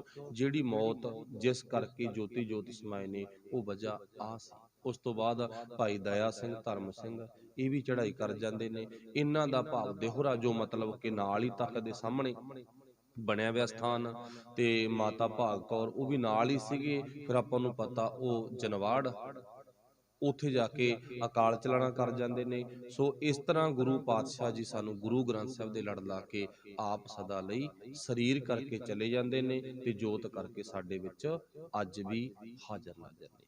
ਇੱਥੋਂ ਤੱਕ ਗੁਰੂ ਗੋਬਿੰਦ ਸਿੰਘ ਮਹਾਰਾਜ ਜੀ ਦਾ ਪੂਰਾ ਇਤਿਹਾਸ ਆਪਾਂ ਸੁਣਿਆ। 1708 ਦੇ ਵਿੱਚ ਗੁਰੂ ਸਾਹਿਬ ਜੋਤੀ ਜੋਤ ਸਮਾ ਗਏ ਸਨ। 1600 ਗੁਰੂ ਪਾਤਸ਼ਾਹ ਜੀ ਦਾ 66 ਦਾ ਜਨਮ ਆ, ਤੇ 1708 ਤੱਕ ਟੋਟਲ 42 42.5 ਸਾਲ ਦੀ ਉਮਰ ਬਣਦੀ ਆ। 42 42.5 ਸਾਲ ਦੀ ਉਮਰ ਵਿੱਚ ਇੰਨੇ ਕੰਮ ਕਰ ਗਏ, ਇੰਨੇ ਭਲੇ ਦੇ ਕੰਮ ਕਰ ਗਏ, ਇੰਨੇ ਚੰਗੇ ਕੰਮ ਕਰ ਗਏ, ਜਿਨ੍ਹਾਂ ਕੰਮਾਂ ਦਾ ਵੇਰਵਾ ਬਹੁਤ ਵੱਡਾ ਗਾ। ਤੇ ਏਡਾ ਵੱਡਾ ਵੇਰਵਾ ਗਾ ਵੀ ਗੁਰੂ ਗੋਬਿੰਦ ਸਿੰਘ ਮਹਾਰਾਜ ਜੀ ਦੇ ਕੀਤੇ ਹੋਏ ਕੰਮਾਂ ਦਾ ਉਸ ਤੋਂ ਬਾਅਦ ਦੁਨੀਆ ਦੇ ਵਿੱਚ ਕਿਸੇ ਨੇ ਰਿਕਾਰਡ ਤੋੜਿਆ ਨਹੀਂ ਹੈ। ਇਹ ਨਹੀਂ ਹੈ ਵੀ ਕੋਈ ਉਦੋਂ ਬਾਅਦ ਇਹੋ ਜਿਹਾ ਬੰਦਾ ਜੰਮਿਆ। ਦੇਖੋ, ਬੜੇ ਬੰਦੇ ਮਹਾਨ ਨੇ ਇਸ ਧਰਤੀ ਤੇ, ਸਤਿਕਾਰਯੋਗ ਨੇ, ਉਹ ਭਾਵੇਂ ਮੁਸਲਮਾਨ, ਭਾਵੇਂ ਹਿੰਦੂ, ਭਾਵੇਂ ਈਸਾਈ, ਜੋ ਮਰਜ਼ੀ ਨੇ, ਪਰ ਜਿਹੜੇ ਭਲੇ ਦੇ ਕੰਮ ਕਰਦੇ ਆ ਉਹਨਾਂ ਨੂੰ ਆਪਾਂ ਸਿਜਦਾ ਕਰਦੇ ਆ। ਪਰ ਗੁਰੂ ਗੋਬਿੰਦ ਸਿੰਘ ਮਹਾਰਾਜ ਜੀ ਦਾ ਰਿਕਾਰਡ ਨਹੀਂ ਤੋੜ ਸਕੇ। 42 ਸਾਲ ਦੀ ਉਮਰ ਵਿੱਚ ਇੰਨੇ ਕੰਮ ਕਰਨੇ ਕੋਈ ਖਾਲਾ ਜੀ ਦਾ ਵਾੜਾ ਨਹੀਂ। ਤੇ ਤਾਈਓ ਮੇਰੇ ਮਾਲਕ ਨੂੰ ਦੁਨੀਆ ਯਾਦ ਕਰਦੀ ਆ, ਤਾਈਓ ਆਪਾਂ ਗੁਰੂ ਗੋਬਿੰਦ ਸਿੰਘ ਮਹਾਰਾਜ ਨੂੰ ਸਿਜਦਾ ਕਰਦੇ ਆ, ਤਾਈਓ ਗੁਰੂ ਗੋਬਿੰਦ ਸਿੰਘ ਮਹਾਰਾਜ ਨੂੰ ਆਪਾਂ ਰੋਜ਼ ਨਮਸਕਾਰ ਕਰਦੇ ਆ, ਤੇ ਕਰਨੀ ਵੀ ਚਾਹੀਦੀ ਹੈ। ਸੋ ਟੋਟਲ ਇਤਿਹਾਸ ਸੁਣਾਉਂਦੇ ਆ, ਬੜੀਆਂ ਗਲਤੀਆਂ ਰਹਿ ਜਾਂਦੀਆਂ ਨੇ। ਅਣਜਾਣ ਬੱਚੇ ਜਾਣ ਕੇ ਸਾਰਿਆਂ ਨੇ ਮਾਫ ਕਰਨਾ। ਗੁਰੂ ਸਾਹਿਬ ਕਿਰਪਾ ਕਰਨ, ਇਵੇਂ ਜਿਵੇਂ ਸੰਗਤ ਦਾ ਪਿਆਰ, ਗੁਰੂ ਦਾ ਪਿਆਰ ਬਣਿਆ ਰਵੇ। ਬਾਣੀ ਪੜ੍ਹਦੇ ਆ, ਬਾਣੀ ਵਿਚਾਰਦੇ ਆ, ਬੜੀਆਂ ਗਲਤੀਆਂ ਰਹਿ ਜਾਂਦੀਆਂ ਨੇ। ਬਖਸ਼ ਲੈਣਾ। ਸਭ ਦਾ ਧੰਨਵਾਦ, ਗੁਰੂ ਸਾਹਿਬ ਦਾ ਧੰਨਵਾਦ। ਵਾਹਿਗੁਰੂ ਜੀ ਕਾ ਖਾਲਸਾ, ਵਾਹਿਗੁਰੂ ਜੀ ਕੀ ਫਤਿਹ ਜੀ। ਰਾਮ ਕਲੀ ਮਹੱਲਾ ਤੀਜਾ। ਆਨੰਦ ਏਕ ਓੰਕਾਰ ਸਤਿਗੁਰ ਪ੍ਰਸਾਦ। ਆਨੰਦ ਭਇਆ ਮੇਰੀ